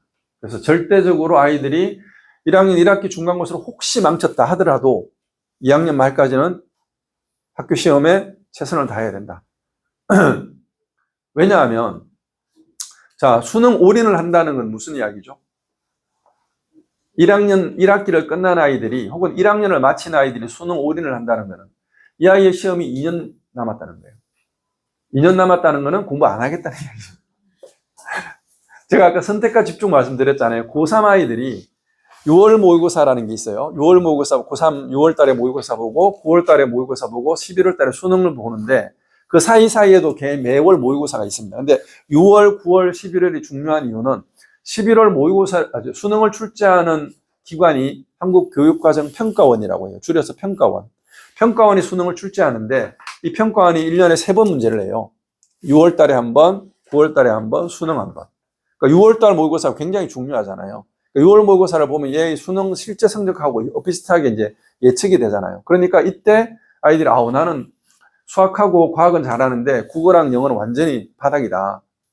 그러면 이제 수능 최저 2과목을 요구하는 학교들을 선택해서 수시 지원을 해요. 그리고 너는 수학하고 과학만 공부해. 근데 국어랑 영어는 어느 정도는 유지를 해야 되니까 또 수능으로 갈 수 있는 학교를 찾는다. 이렇게 하면 이 아이는 그때부터 공부를 어떻게 하냐면 수학하고 과학을 열심히 하고, 그 다음에 국어랑 영어는 원래 하던 만큼 유지해야 될 거 아닙니까? 근데 국어랑 영어 하던 공부 시간에는 놀고 수학, 과학도 원래 하던 시간만큼만 공부를 해요. 그게 문제인 거죠. 그래서 아이들한테 목표를 낮추어주면 아이들은 점점 낮아질 수밖에 없어요. 제가 이번 설명회 하면서 2권의 책을 가지고 설명회 기준을 잡았는데, 하나가 이제 10배의 법칙이라는 책이고요. 하나는 핑크 펭귄이라는 책이에요. 그 이야기를 좀 이따 하겠습니다. 절대 중간에 포기하시면 안 돼요. 부모님들이 포기하는 순간 아이들은 점점 더 빨리 포기하게 됩니다. 이게 이제 수능 실제 과목이에요. 국어 같은 경우는 2학년 1학기 때 독서를 하고, 2학년 1학기 때 문학을 하고요. 이 동네에는 대부분 그래요. 이 순서가 바뀌기도 합니다. 학교마다. 2학기 때 독서. 현재 강동구에 있는 대부분 일반고는 독서를 국어 과목으로 공부하고 있습니다. 그 다음 3학년 올라가면 화작이나 언매 중에 하나를 선택을 합니다. 그리고 요렇게 3과목을 하느냐, 요렇게 3과목을 하느냐, 수능 시험은 그렇게 봅니다. 그리고 45문제. 수학은 2학년 1학기 수학 1, 2학기 수학 2. 그 다음에 3학년 때 배우는 미적이나 기하 확통 중에 하나를 선택을 해서 수능 과목으로 선택을 합니다. 제가 지금 박스를 친 거는 이 기하랑 그 다음에 과학탐구 2, 물투, 화투, 생투, 지투는 9등급이 나오는 게 아니라 ABC가 나와요. 내신에는. 근데 수능 과목으로 들어갔다. 그래서 이제 박스를 치는 거고요. 나머지는 다음 페이지 보겠습니다. 2027이 현재 예비 고1 아이들의 수능 이름이에요. 지금 예비 고1 아이들은 27학번이에요. 수능은 26년에 보죠. 고3, 26년이 고3이니까. 이 아이들의 수능은 앞에서 봤던 것처럼 국어는 공통과목, 뭐였죠? 독서, 문학. 이거 무조건 보고, 그 다음에 이 둘 중에 하나를 선택해서 국어 45문제 시험을 봅니다. 그 다음에 수학은 고1, 2학년 1학기, 2학기 수원수투, 그 다음에 미적이나 확통, 기하 중에 하나를 선택해서 보죠. 그리고 영어는 2학년 1학기, 2학기 과목이고요. 영어 1, 2가. 그 다음에 한국사는 1학년 때 배운 거죠. 그리고 나머지는 2학년 때 배웠던 혹은 2, 3학년 때 배웠던 거를 두 과목을 선택해서 탐구 과목으로 선택을 합니다. 자, 그럼 제가 지금 계속 말하는 것 중에 전부 다 뭐죠? 2학년이죠, 2학년. 2학년, 3학년. 수능. 2학년, 3학년 때 학교에서 배우는 과목으로 수능 과목을 한다는 거예요. 그러니까 2학년 때까지 뭔가를 포기하면 안 되는 거예요. 끝까지 보고 그 다음에 결정을 해야 됩니다. 그래서 어느 것 하나를 포기하는 건 절대 좋지 않고 수학은 끝까지 최선을 다해야 된다. 그 말씀을 드리고 싶고요. 네, 역시 정시 지원도 이렇게 됩니다. 고등학교 이야기를 할게요. 강동구에서 선발효과가 가장 높은 학교는 한영외고입니다. 한영외고는 두 가지 선발을 해줘. 첫 번째는 영어 성적. 그죠? 그다음 동점자인 경우는 국어, 사회 성적으로도 끊어나가요. 그러니까 이 조건이 아이들을 걸러내는 첫 번째 장치예요. 그러니까 일단 영어라도 잘하면 잘하는 거죠. 그런데 영어만 잘해서 한영외고를 쓰지 않습니다. 왜? 들어가서를 걱정하니까. 그래서 수학 공부도 미리 많이 하고 다른 과목 공부도 많이 하고 들어가요. 그러니까 준비가 된 애들이 모아지니까 선발 효과가 있는 거죠. 영어만 가지고 뽑는 게 아니라 그 다음에 뭘 하죠? 1.5배수가 되면 면접을 하죠. 면접은 엄청난 힘을 가지고 있습니다. 선발할 때. 또 하나의 학교가 배재고죠. 배재고는 일단 지원을 받는데 우리 배재중 아이들, 배재고 바로 옆에 있잖아요. 맨날 형들 보고. 그래서 야 우리는 배재중은 배재고 가야지 이래요. 한 번에 30명 중에 한 20명 정도가 3학년 올라갈 때는 우리 배재고 이러고 있어요. 막상 원서 쓸 때는 그렇게 못 쓰죠. 쫄리잖아요. 배재고 가면 성적이 나쁠 게 뻔한데. 그래서 여기서 또 걸러줘요. 자체 검증을 통해서. 아들이 있는 집안도 한번 생각해 보세요. 우리 아들 배재고 하려고 하다가 에이 어려울 것 같아. 이렇게 하는 아이들이 꽤 많아요. 그래서 실제로 배재고를 쓸 때는 그래도 내가 한번 버텨보겠다. 혹은 내가 좀 성적이 나온다. 이런 아이들이 쓰는 거예요. 그것도 일종의 선발 효과죠. 그 다음에 진짜 선발 효과는 이 아이들을 면접을 해서 뽑죠. 물론 이제 경쟁률이 낮으면 그냥 추첨해서 뽑아버리긴 하는데 그럼에도 불구하고 상위권 아이들이 몰릴 수밖에 없는 구조다. 그래서 선발 효과가 아주 높다. 학교 효과는 어떤 학교냐? 한영고가 대표적인 학교 효과예요. 이건 저의 그냥 개인적인 내피셜입니다. 그러니까 한영고도 약간의 선발 효과가 있죠. 이전에는 몇 년 전만 해도 저 어디 있을까요? 할 때 아이들이 한영고, 광문고, 한영고, 강동고, 한영고, 뭐 상일여고 이런 식으로 갔어요. 근데 지금은 그 순서가 약간 바뀌었어요. 광문고, 한영고, 광문고, 성덕고. 아니면 아예 한영고는 안 갈래요. 나는 겁나요. 이런 아이들이 있다니까요. 그래서 이제 선호가 바뀐 게 아니라 한영을 지원하는 아이들의 수준이 배재를 지원하는 아이들과 거의 비슷해지고 있어요. 이 동네에서는. 근데 배재는 한영은 다른 동네에서 오는 아이들의 비율이 많지는 않은데 배재는 딴 동네에서 오는 비율이 많아요. 배재고가 서울광역시에서 뽑는 자사고 중에서는 제법 랭킹이 높아요. 최고 랭킹은 아닌데 탑티어 바로 밑에가 배재예요. 보인하고. 그래서 한영고가 그렇게 아이들을 뽑고 나서 그건 이제 선발 효과인데 미미한 선발 효과이긴 하지만 어쨌든 배정을 받았기 때문에 보통의 일반고잖아요. 근데 매년 서울대를 10명씩 보내요. 10명 안팎으로. 수시로. 근데 1차 합격은 또 더 재밌는 게 서울대는 1차에서 한 2배수를 뽑습니다. 수시에서. 그리고 면접을 해요. 그러니까 1차 합격자는 한 20명 나온다는 얘기거든요. 그럼 지원은 몇 명을 했을까요? 지원은 20명 지원해서 20명이 다 1차 합격을 한다? 불가능하죠. 그럼 지원은 한 40, 50명이 했을 거 아닙니까? 한영고가, 일반고가 서울대를 한 40명 이상이 지원한다. 이거 엄청난 거거든요. 게다가 합격이 매년 그렇게 10명 안팎으로 나온다. 이거는 학교 효과라는 말밖에는 학교가 잘하는 거죠. 달리 말할 게 없는 거예요. 그래서 우리가 사는 강동구는 좋은 동네예요. 교육으로 보면. 그렇지만 과연 우리가 한영을 가서 버틸 수 있느냐. 그래서 우리 아이가 어느 고등학교를 선택할 건지를 결정할 때 기준으로 생각하시는 게 일반고로 한영고를 가겠다라고 하면 1학년 1학기 중간고사에 전교 100등 안에 자신 있다면 무조건 가는 게 맞습니다. 근데 그게 아니고 우리 가서 좀 열심히 해보자. 우리 지금 좀 부족한데 이런 아이들은 가면 절대 안 됩니다. 못 따라갑니다. 극단적으로 한영과 배재는 들어가자마자 전쟁을 해야 되는 학교예요. 그냥 붙어야 돼요. 근데 제가 설명회 때마다 말하는 우리 선사고 같은 데는 들어가서 천천히 준비해서도 따라갈 수 있을 확률이 높아요. 그러니까 전략적으로 우리 아이는 지금 한영하고 배재는 아닌 것 같다라고 하면 선사라든가 뭐 둔촌이라든가 이렇게 좀 죄송한데 그 학교는 약간은 아직은 좀 널널한 이런 학교에 들어가는 게 우리 아이한테 더 유리할 수도 있다는 거죠. 그 사이에 있는 학교들도 있습니다. 제가 오늘 재밌는 자료 하나 보여드릴게요. 전국 단위 자사고는 아무래도 제일 세죠. 이런 학교를 갈 수만 있다면 뭐 그 다음은 고민 안 하셔도 돼요. 학교에서 다 알아서 하니까. 하나고랑 민사고는 수시 중심의 학교들입니다. 그래서 하나고는 내신 평균 5등급 서울대 합격합니다. 대단하죠? 네. 그러니까 이런 데는 가기만 하면, 가서 버티기만 하면 끝나는 거고요. 그럼 얘네들이 8등급, 9등급 이런 아이들은 그럼 대학을 어떻게 가느냐? 걔네들은 그냥 학교에서는 수능 공부를 전혀 안 시켜요. 하나고, 민사고 대표적인 학교들이거든요. 그러니까 얘네들은 그냥 자기가 공부해요. 그래서 안 되면 재수해서 오는데 그냥 자기가 3학년 때부터 수능 공부해도 워낙에 뛰어난 아이들이 들어가니까 1등급 받아와요. 그러니까 뭐 민사고 같은 애들도 한 3개월 공부했어요 이러는데 1등급 받아와서 어디 갈까요? 서울대 어디서 갈까요? 이렇게 이제 상담을 하는 경우도 꽤 있습니다. 그래서 넘사벽인 아이들이죠. 그래서 나는 꿈이 명확하지 않은데 괜찮다. 외대부고나 뭐 어디가 상상고 이런 데 괜찮죠. 상상고는 서울대보다는 의대를 더 좋아하는 학교입니다. 자, 서울에 있는 자사고 중에 여학생들이면 그러면 자사고를 어디로 가는 게 좋을까요? 저는 개인적으로 이화여고를 추천하는 편입니다. 제가 보아왔던 이 동네에서 멀리 가는 것이긴 한데 이화여고하고 한대부고를 많이 여학생들이 갈 수 있는 학교들이거든요.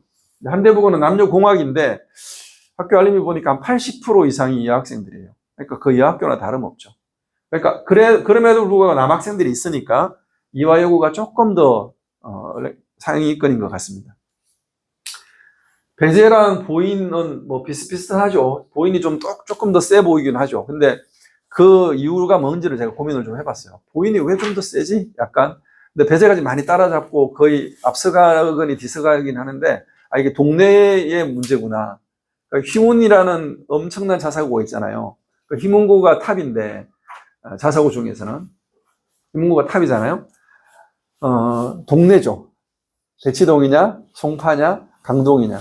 우리는 인정해야 돼요. 우리 강동구가 어쩔 수 없어요. 그 동네의 색깔인데, 그럼에도 불구하고 배재고나 우리 일반고에서 한영고는 정말 괜찮은 학교입니다. 한영외고는 말할 것도 없고요.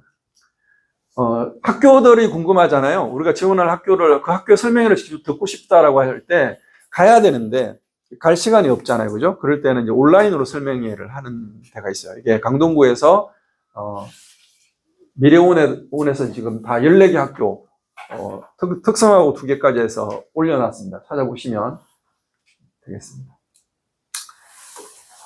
강동고는 254명이고요. 올해 작년에 비해서 한영고가 한 60명 늘었죠. 그 다음에 광문도 한 80명 늘었네요. 왜 그랬을까요? 황금 돼지띠라 그래요. 네.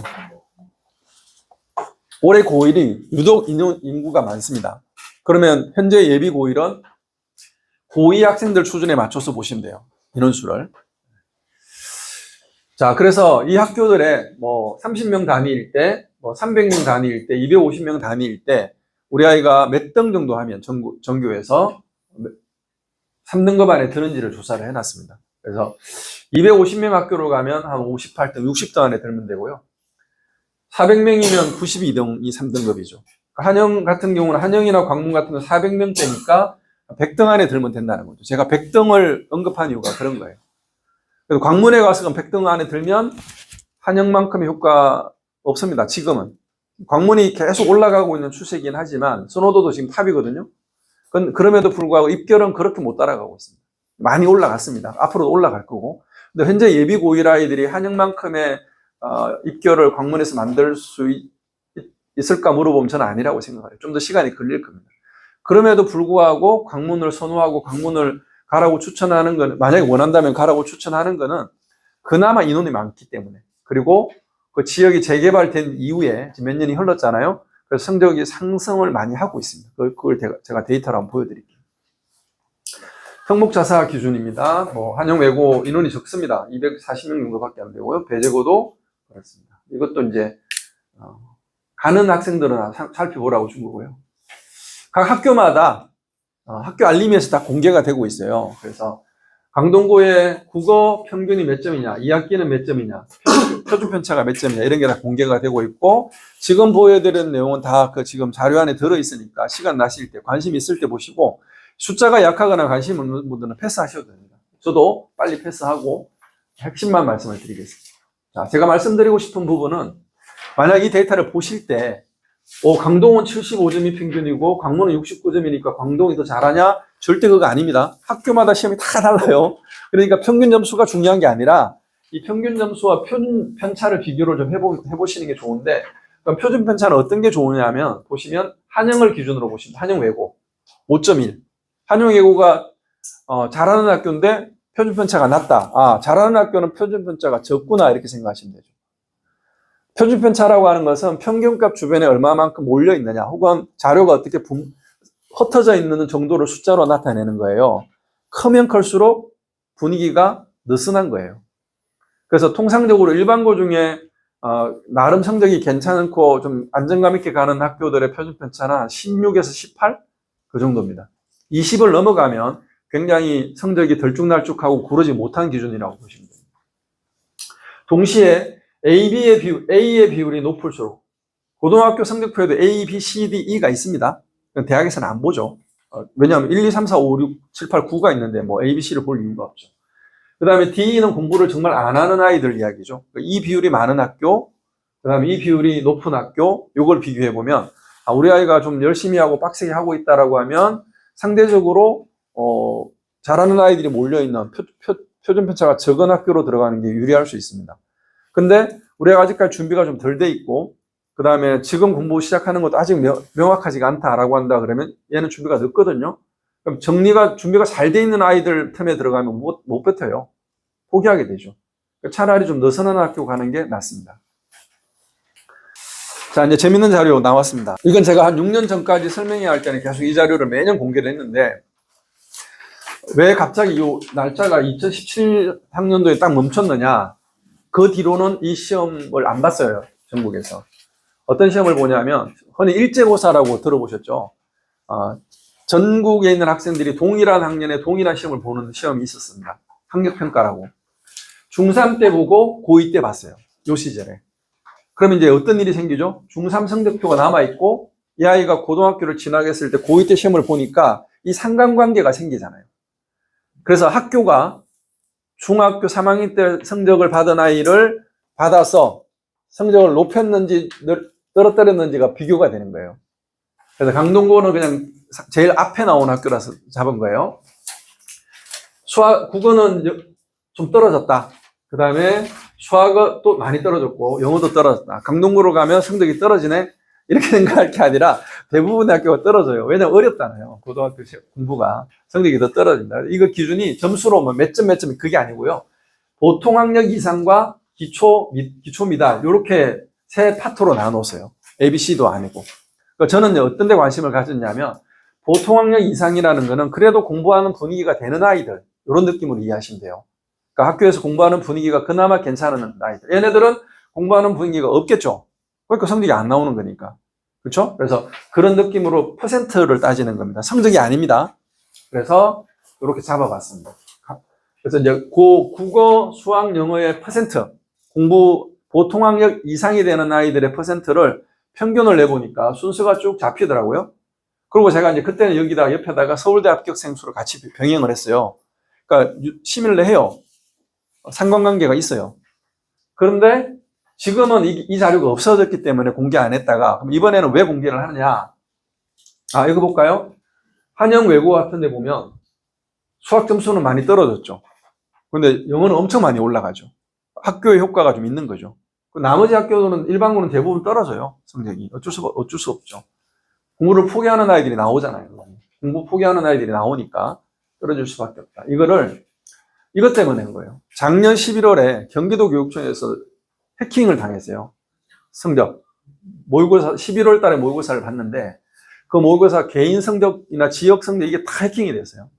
그래가지고 해킹된 이 성적이 인터넷에 돌고 아주 뛰어난 사람들 또 자료 편집까지 잘 해놨더라고요. 그래서 저도 이제 검색하면 다 나오니까 공개도 되겠네 이런 생각이 들어서 공개를 해드리는 겁니다.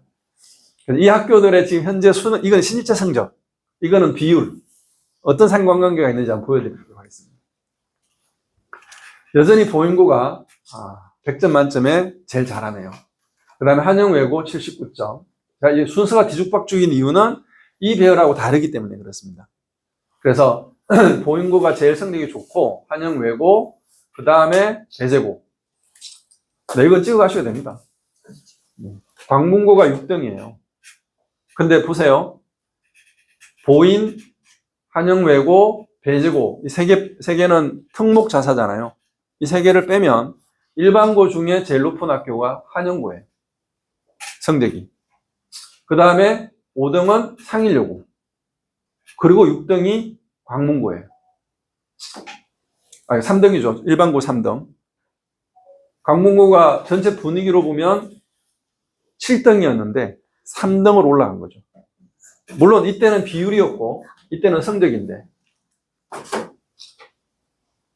그러니까 이거는 저는 앞으로 이 광문은 더 많이 올라갈 겁니다. 분위기가 그렇게 잡혀가고 있으니까. 그럼 다른 학교들 이야기를 왜 안 하냐면 지금 이제 선호도가 제일 높은 학교 이야기, 모든 학교를 다 이야기할 시간이 없으니까. 나머지 학교는 다 고만고만합니다. 요 중에 좀 특이점이 있는 게 상일여고하고 명일여고죠. 상일여고, 명일여고 중에 명일여고를 아이들이나 부모님들이 엄청 싫어해요. 그 명일여고 배정받았다고 막 울기도 합니다. 선사고 배정받아서 우는 아이들은 더 많고. 근데 저는 이제 선사고 배정받아서 우는 아이들한테는 그런 이야기가, 롯데캐슬이나 그 동네, 암사동에 사는 친구들이 그렇게 하잖아요. 야, 너는 지금 어떻게 보면 너한테는 인생에 좋은 기회일 수 있어. 네가 선사고를 간 것은 너가 다른 학교, 한영이나 뭐 배재나 이런 데 간 것보다 너한테 훨씬 더 유리할 수 있어. 실제로 그래요. 정말로, 말도 안 되는 성적을 받은 아이가 선사고에서는, 그러니까 다른 학교를 가면 뭐 5등급, 6등급 받은 아이가 선사고에서 진짜 열심히 해서 평균 3등급, 4등급을 받은 아이가 있어요. 얘는 수학을 거의 포기해야 될 아이예요. 제가 얘를 남학생이었는데 상담사를 불렀어요. 심리 박사님을 불렀어요. 그래서 2명을 앉혀놓고 여학생 1명하고 남학생 1명 앉혀놓고 얘 수학을 시켜야 될까 말아야 될까요? 그래도 시키래요. 끝까지. 어차피 논리적인 사고가 필요한 거니까. 그 정도로 수학을 가르치면 안 될 나이였어요. 그런데 그런 아이임에도 불구하고 그냥 외워서라도 선사고에서 수학 성적을 어느 정도는 유지해가지고 얘가 서경대를 갔어요. 학생부 교과로. 놀랍지 않나요? 그러니까 선사고를 무조건 아니에요. 선사고가 전략적으로 필요한 아이들이 있다니까요. 네, 한번 살펴보시고요. 자, 그럼 우리 아이들이 공부를 어떻게 해야 되느냐? 핑크 펭귄 이야기가 나옵니다. 핑크 펭귄은 이 책이에요. 이 책은 아이들을 위한 책이 아니고 그냥 저 같은 자영업자들을 위한 책입니다. 그래서 남들하고 다르게 일을 해야 돈을 번다. 그런 이야기인데 저는 이걸 읽으면서 아이들도 그럴 수 있겠다. 그래서 이거는 스타이 펭귄을 만들어서 이 펭귄 무리에 사람이 못 들어가니까 로봇 펭귄을 만들어서 찍은 거고요. 그 펭귄 중에 뭔가를 골라낸다. 이게 이제 수험생들이라고 생각하시면 돼요. 고만고만한 아이들이 지원을 했어. 그래서 도대체 누구를 뽑아야 되냐? 줄 세워도 앞에 온 아이가 잘하느냐? 가운데 아이가 더 잘하느냐? 모르죠. 그래서 고민을 하는 거죠. 뽑는 사람 입장에서는. 야, 다 고만고만한데 어떻게 뽑냐? 라고 했을 때 말 한마디 혹은 기록 하나 이런 것들이 이 아이를 핑크로 만들 수도 있다는 거죠. 이게 이제 핑크 펭귄의 스토리를 제가 각색을 좀 한 겁니다. 우리 아이가 핑크 펭귄이 되면 되는 거예요. 비슷한 무리 속에서 좀 뛰어난 역량을 가질 수 있게 만들어 줄 수 있다면 그러면 뭐가 문제일까 싶은 거죠. 그래서 아이들을 어떻게 하면 핑크 펭귄으로 만들 수 있을까? EBS에 여러 가지 좋은 컨텐츠들이 있습니다. 거기서 이렇게 한번 해봤어요. EBS가 공부를 잘하는 아이와 못하는 아이는 어디서 차이가 나는 건가? 여러 가지를 조사했는데 못 찾아냈어요. IQ도 아닌 것 같고 집중력도 아닌 것 같고 유전도 아닌 것 같고 서울대나 의대 의사 부부 집에서 아이가 그럼 다 그 정도는 해야 되잖아요. 근데 아니잖아. 부모가 좋은 대학 나왔다고 애들이 좋은 대학 가는 거 아니거든요. 특히나 요즘은 더 그렇죠. 왜냐하면 요즘은 대학 가기가 어렵거든요. 옛날에 저희가 대학 가던 시절하고 달라요. 전문가들은 다 알아요. 대학 가기가 얼마나 힘든 세상인지를. 근데 이제 심리학자들한테 자문을 구했더니 워킹 메모리라는 답이 나왔어요. 공부를 결정하는 핵심적인 키워드가 워킹 메모리다. 워킹 메모리에 대해서 스폰지 2.0에서 조사했고 서울대 병원에 있는 교수님하고 같이 워킹 메모리를 키워야 되는구나. 워킹 메모리가 약한 아이들은 뭐냐? 암기만 드립다 하는 거예요. 이해하거나 정리하지 못하고 그냥 무조건 외우는 거죠. 무조건 외웠을 때 문제가 뭐죠? 오래 못 가는 거예요. 적용이 안 돼요. 워킹 메모리는 좀 약간 이해가 좀 쉽지 않은데 이게 컴퓨터 램이라고 생각하시면 돼요.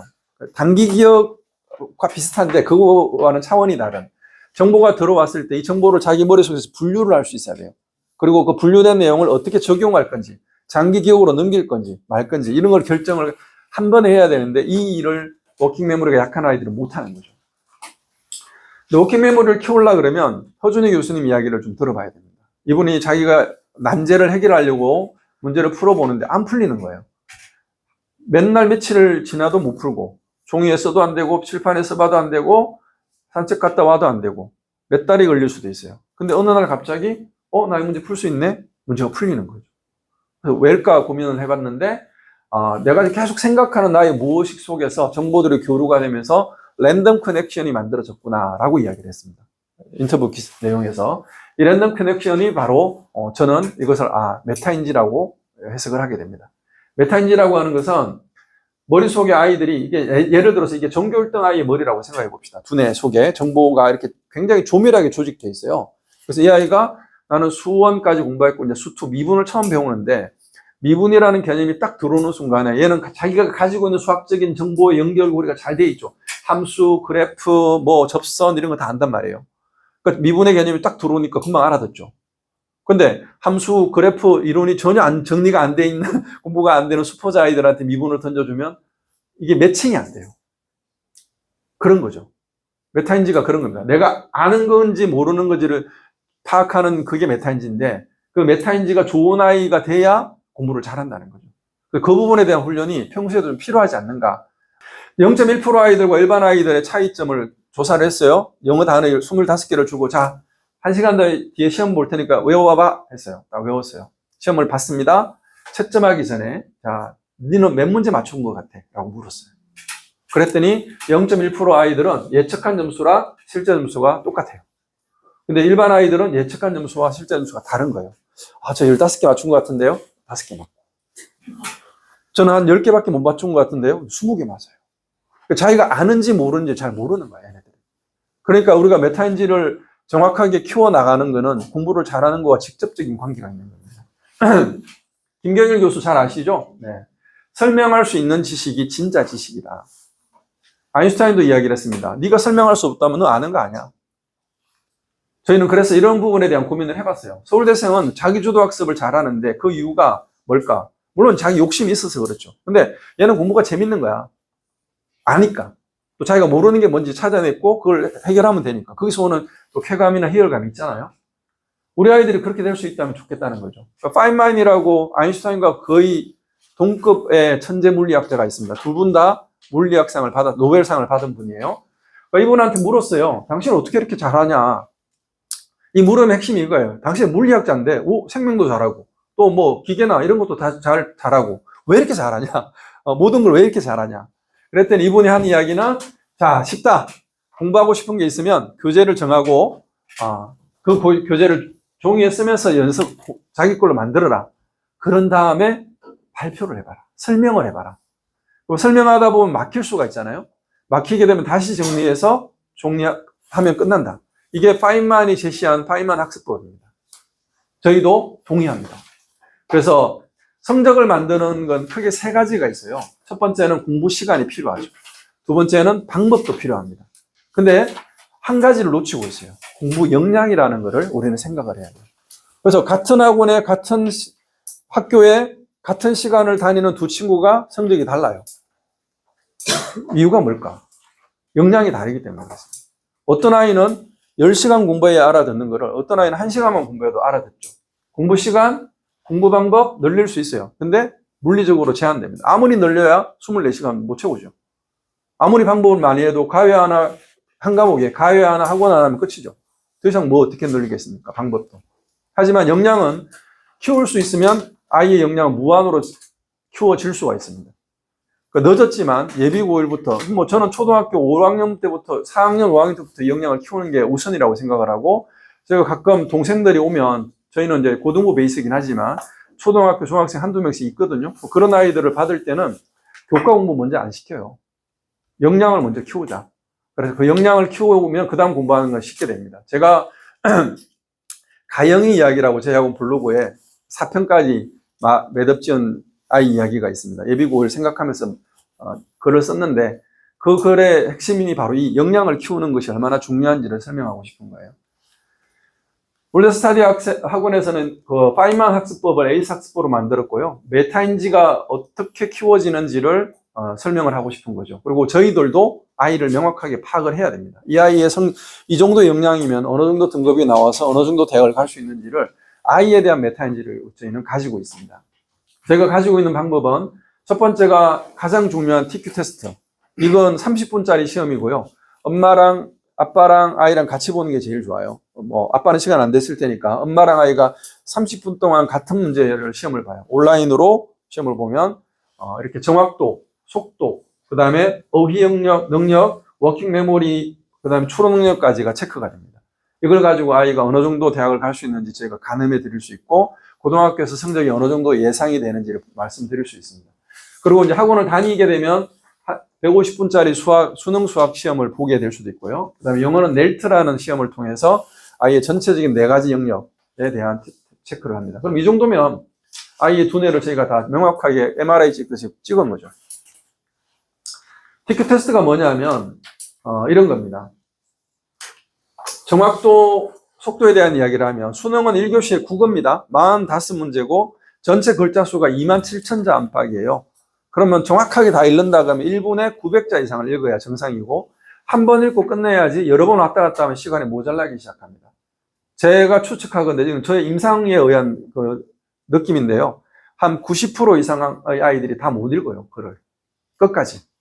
그럼 어떤 일이 생기냐면, 지문 하나나 2개는 그냥 건너뛰고 문제만 보고 찍어요.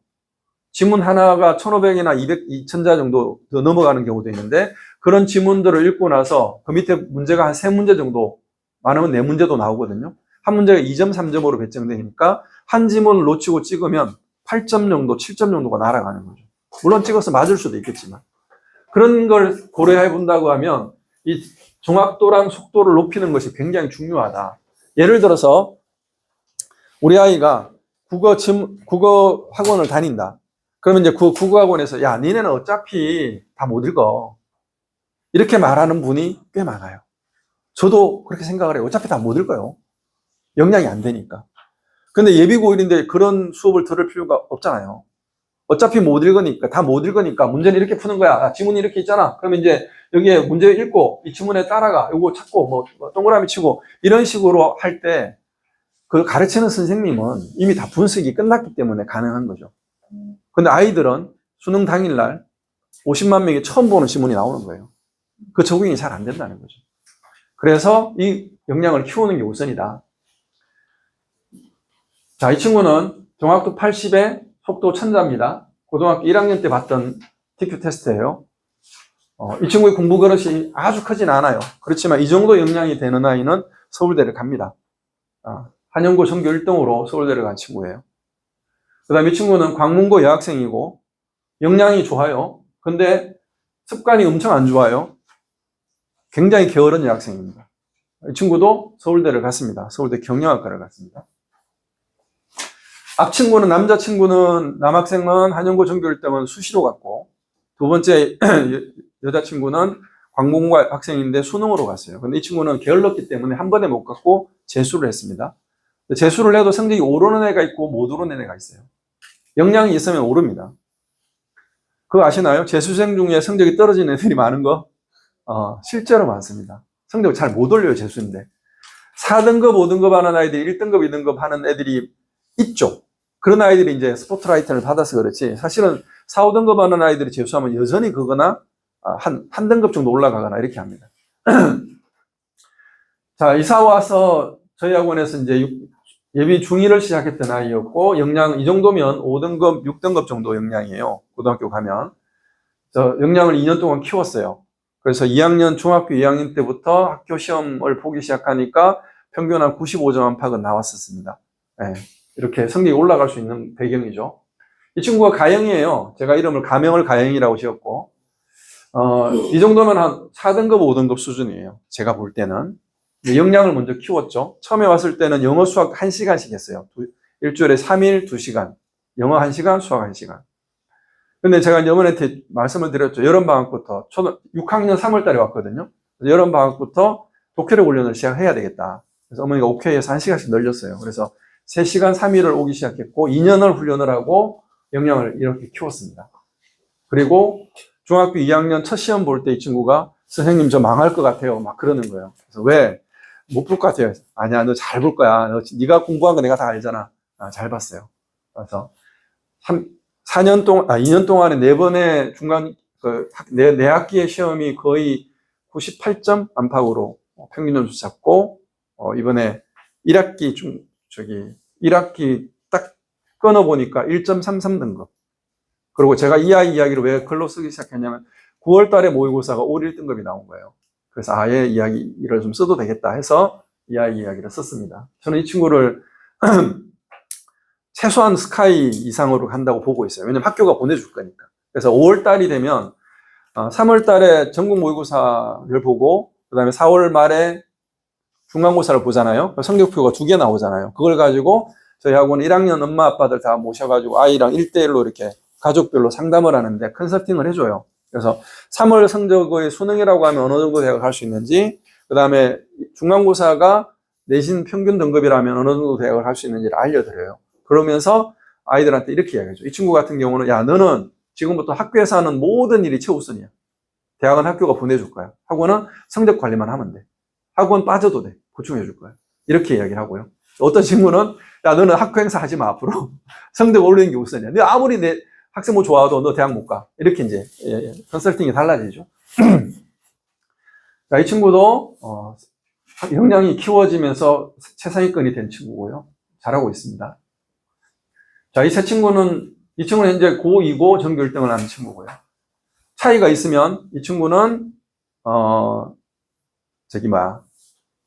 앞에 이 친구랑 되게 재밌는 게 이야기를 좀 해야 돼. 얘는 1학년 평균 내신이 1.33인데 전교 1등 못했어요. 반 1등을 했는데 전교 8등. 근데 이 친구는 똑같이 희한하게 2년 연속 1학기 성적이 1.33인데 전교 1등. 학교가 달라요. 이 친구 얘는 지금 현재 키우고 있는 학생인데 사춘기라 미쳐 있어요. 그래서 그냥 냅두고 있습니다. 알았어. 자, 이 친구 상담하면서 야, 너 가고 싶은 대학이, 너 희망 대학이 있냐 하니까 자기는 그냥 인서울이래요. 아니, 누가 인서울이라고? 스카이 중에서도 스카이를 빼고 스가 너의 마지노야. 너는 서울대부터야. 그래서 서울대보다 높은 대학이 있어요. 있지, 의대. 그 다음에 뭐 이공대, 공대로 컴퓨터 같은 거 하고 싶으면 카이스트도 좋아. 뭐 이렇게 이제 하는 아이 친구. 3학년 때 학원 다니지 말자. 이게 예비 고1께 추천드리는 방법입니다. 그러면 공부를 해야죠. 그럼 어떤 식으로 공부하면 되느냐? 저희가 서울대 프로젝트 SP라는 게 있는데요. 제일 먼저 독해력 교정 훈련을 합니다. 앞에서 봤던 TQ 테스트를 통해서 독해 속도와 독해 정확도를 높이는 훈련을 계속 매일 시킵니다. 30분 동안 온라인으로 훈련을 하고, 그러면 이제 기록이 다 남아있는 거잖아요. 그 다음에 30분 동안, 이거는 이제 문제를 푸는 거고, 이거는 문제를 푸는 게 아니라 지문 자체를 요약을 하게 해요. 그래서 단락이 한 300~400자 단락을 한 30~40자 두 줄로 요약을 한 다음에 핵심 어구를 찾아요. 2단어 정도를 조합을 합니다. 그럼 결과적으로 어떤 일이 생기냐면 마지막에 수능 당일날 긴 지문을 만났을 때 중간에 요약하는 거는 머릿속에 있고 한 단락을 읽고 핵심 어구만 찾으면 되거든요. 그 핵심 어구만 가지고 아이는 머릿속에 전체 단락의 내용이 요약이 되는 거죠. 그 훈련을 하는 겁니다. 문제 푸는 게 아니라 단락 요약을 하는 겁니다. 그럼 지문 요약을 하고 나면 어떻게 하느냐? 가져와요. 그럼 저희 국어팀 쌤들한테 자기가 읽었던 지문과 요약한 노트를 주고 발표를 해요. 그럼 발표하는 걸 듣고 우리는 이 아이 두뇌가 어떤 상황으로 굴러가는지를 파악을 해서 거꾸로 발문을 해요. 그럼 두 번째 단락에 이 내용이 뭐였냐? 어떻게 생각하냐? 이 작자는 왜 이거를 쓴 것 같으냐? 이런 걸 물어봐 주죠. 예비고1은 지금 어휘훈련을 따로 할 시간이 없어요. 국어 공부할 때 같이 병행을 할 겁니다. 근데 이제 예비고1 밑으로 중학생, 초등학생들은 요거까지 해서 90분. 예비고1은 이거 60분 이렇게 진행이 됩니다. 온라인 훈련되는 건 이렇게 다 기록이 남아서 아이들의 영역별 정확도까지 파악이 되고요. 노트 요약하는 거는 이렇게 합니다. 이렇게 노트 요약을 합니다. 한자는 이렇게 어휘를 하고요.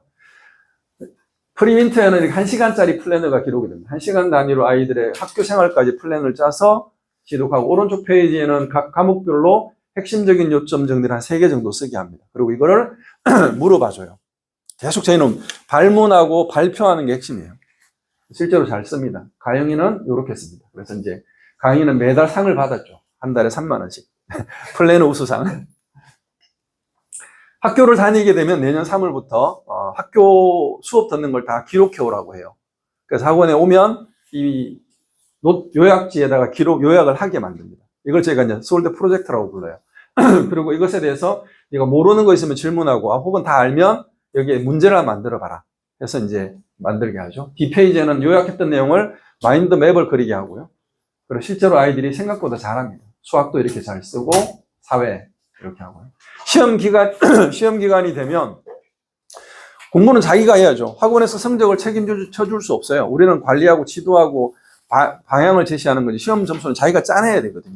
그러려고 하면 계획도 세워야 되고 실천도 해야 되죠. 그래서 그런 방법들을 도와줍니다. 역시 이 프로세스를 그대로 따라가면 고3 때는 학원을 다닐 필요가 없게 될 거다. 그 중에서 재밌는 학교가 강일, 명일, 그 다음 배재. 지금 빨간색으로 4가 적혀 있는 게 뭐냐면 국어, 영어, 수학과 비중이 똑같아요. 1학년 때. 사회가 4단위, 그 다음에 과학도 4단위, 수학도 4단위. 다 있습니다. 그 책자에. 그러면 이걸 가지고 한번 성적 계산을 해보겠습니다. 수학 영어를 엄청 열심히 하는 친구, 수학 영어만 지금부터 예비고일, 설명회 가면 다 수학 영어 중요하다고 하잖아요. 그죠? 열심히 계속 공부했다. 그리고 나중에 3월달부터 암기하면 공부하겠다라는 친구들이 있겠죠. 수학 영어 잘하겠죠. 1등급 받을 정도면 제가 이게 넣을 필요가 없으니까 2등급 받아서 잘했어요. 이렇게 받는 게 쉽지 않거든요. 근데 얘가 이제 수학 영어에 올인했을 때 3월달부터는 그러면 사회과학, 한국사 공부할 수 있느냐? 절대 못합니다. 왜냐하면 아직까지 이제 복습을 해야 돼요. 학원을 다닌다 그러면. 사회과학 공부는 4월달부터 시킬 거예요. 하라고 할까요?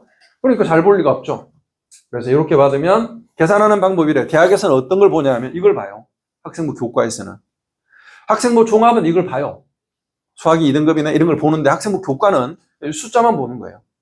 그래서 단위와 등급을 곱해요. 9등급. 단위와 등급을 곱해요. 이렇게 해서 다 더합니다. 합이 54입니다. 전체 단위수로 나눕니다. 우리 학점 계산하는 거하고 똑같아요. 그렇게 해서 2.57 등급이에요. 평균. 자, 근데 이 친구는 수학 영어를 그렇게 잘할 자신이 없어. 그래서 수학 영어는 하던 대로 하고 한국사, 그 다음에 사회과학 공부 시간을 늘려요. 그래서 얘가 실제 사례니까 나와요. 이렇게 나오면 얘는 수학 영어 못했죠. 4등급, 3등급. 얘는 2등급, 2등급인데 많이 못했잖아요. 등급이 더 좋아요. 평균 등급이. 근데 제가 아까 이상한 학교가 아니라 특별한 학교, 명일여고, 배재고로 갔다. 사회, 과학이 다 4단위입니다. 국영수랑 비중이 똑같아요. 이 아이 성적을 그대로 일반고, 명일여고나 배재고로 가져오면 2.35 등급이에요. 2.35 등급이면 이거랑 비교했을 때 얼마나 높아요? 0.2 등급이죠. 꼬장 0.2 보여드릴까요? 작년 서울대 합격자 70% 컷. 소수점 둘째 자리에서 갈려요. 학과에 따라서 약간 달라지는데 이게 전교 1, 2등이 지원한 지역균형이라고 하는 겁니다. 어디 갔어? 지역균형. 근데 서울대는 지역균형으로 많이 안 뽑습니다. 일반 전형이 더 많이 뽑습니다. 아무나 지원할 수 있는 일반 전형. 특목자사고아이들은 여기다 지원해요. 그래서 숫자가 많이 올라가죠. 그죠? 등급 자체가 0.2 등급이면 학교나 학과 자체가 레벨이 달라진다는 거죠. 작전을 잘 세워야 됩니다. 지금은 영어 수학에 올인해야 되는 친구가 있고 그렇지 않고 다른 과목에 좀 관심을 가져야 되는 친구들이 있습니다. 고등학교 들어가서 수학 시험 딱 봐봤는데 내가 올라갈 수 있는 등급의 한계가 내신에서는 딱 제한되는 애들이 대부분입니다. 저희 학원 수학은 예비고1은 수학 1학년 1학기만 겨우 끝내는 애들도 있어요. 매년. 어쩔 수 없어요. 걔네는 진도 나가는 게 의미가 없어. 그런 아이들은 중학교 과정 복습을 다 시켜요. 대수 따로, 그 다음에 기하 따로 한번 쫙 중1, 2, 3 거를 다 복습시키고, 그 다음에 고등학교 1학년 1학기 거를 계속 반복시켜요.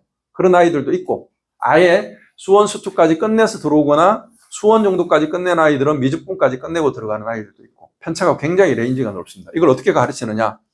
학원을 레벨별로 반을 나누긴 하되 아주 촘촘하지가 않아요. 저희 학원은 작은 학원이에요. 그러니까 1년에 예배 5일은 4반 정도 만들어져요.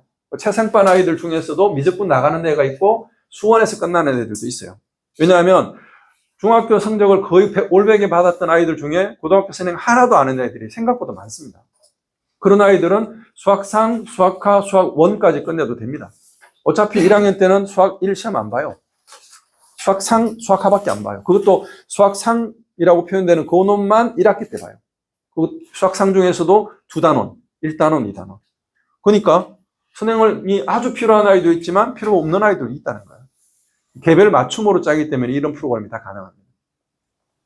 같은 반 아이들이라 하더라도 다 달라요. 영어도 마찬가지. 어떤 아이는 고3 과정을 끝내고 들어가는 아이 있고, 어떤 애는 단어 외워야 되고 독해 처음부터 새로 다 중학교 교과서 독해를 새로 다 해야 되는 애들도 있습니다.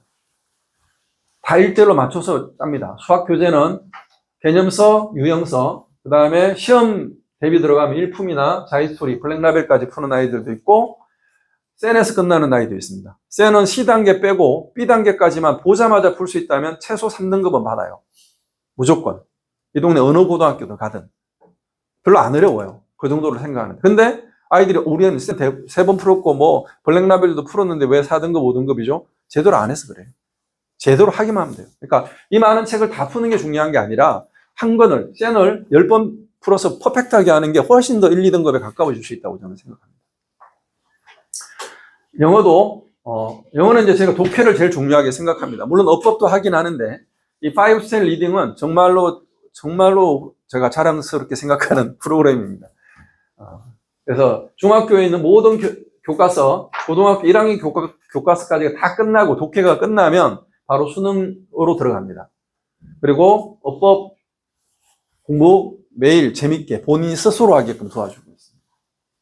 영어 온라인 훈련이 있고요. 국어는 개념의 나비 효과를 가지고 기본 베이스를 하고 계속 덧붙여 나갑니다. 개념 풀로 통합과학을 끝낼 거고요. 그 다음에 이렇게 했는데, 지금 말씀드린 요까지의 내용에서 수학을 빼고는 1학년 과정 전체를 11월, 12월에 끝낼 거예요.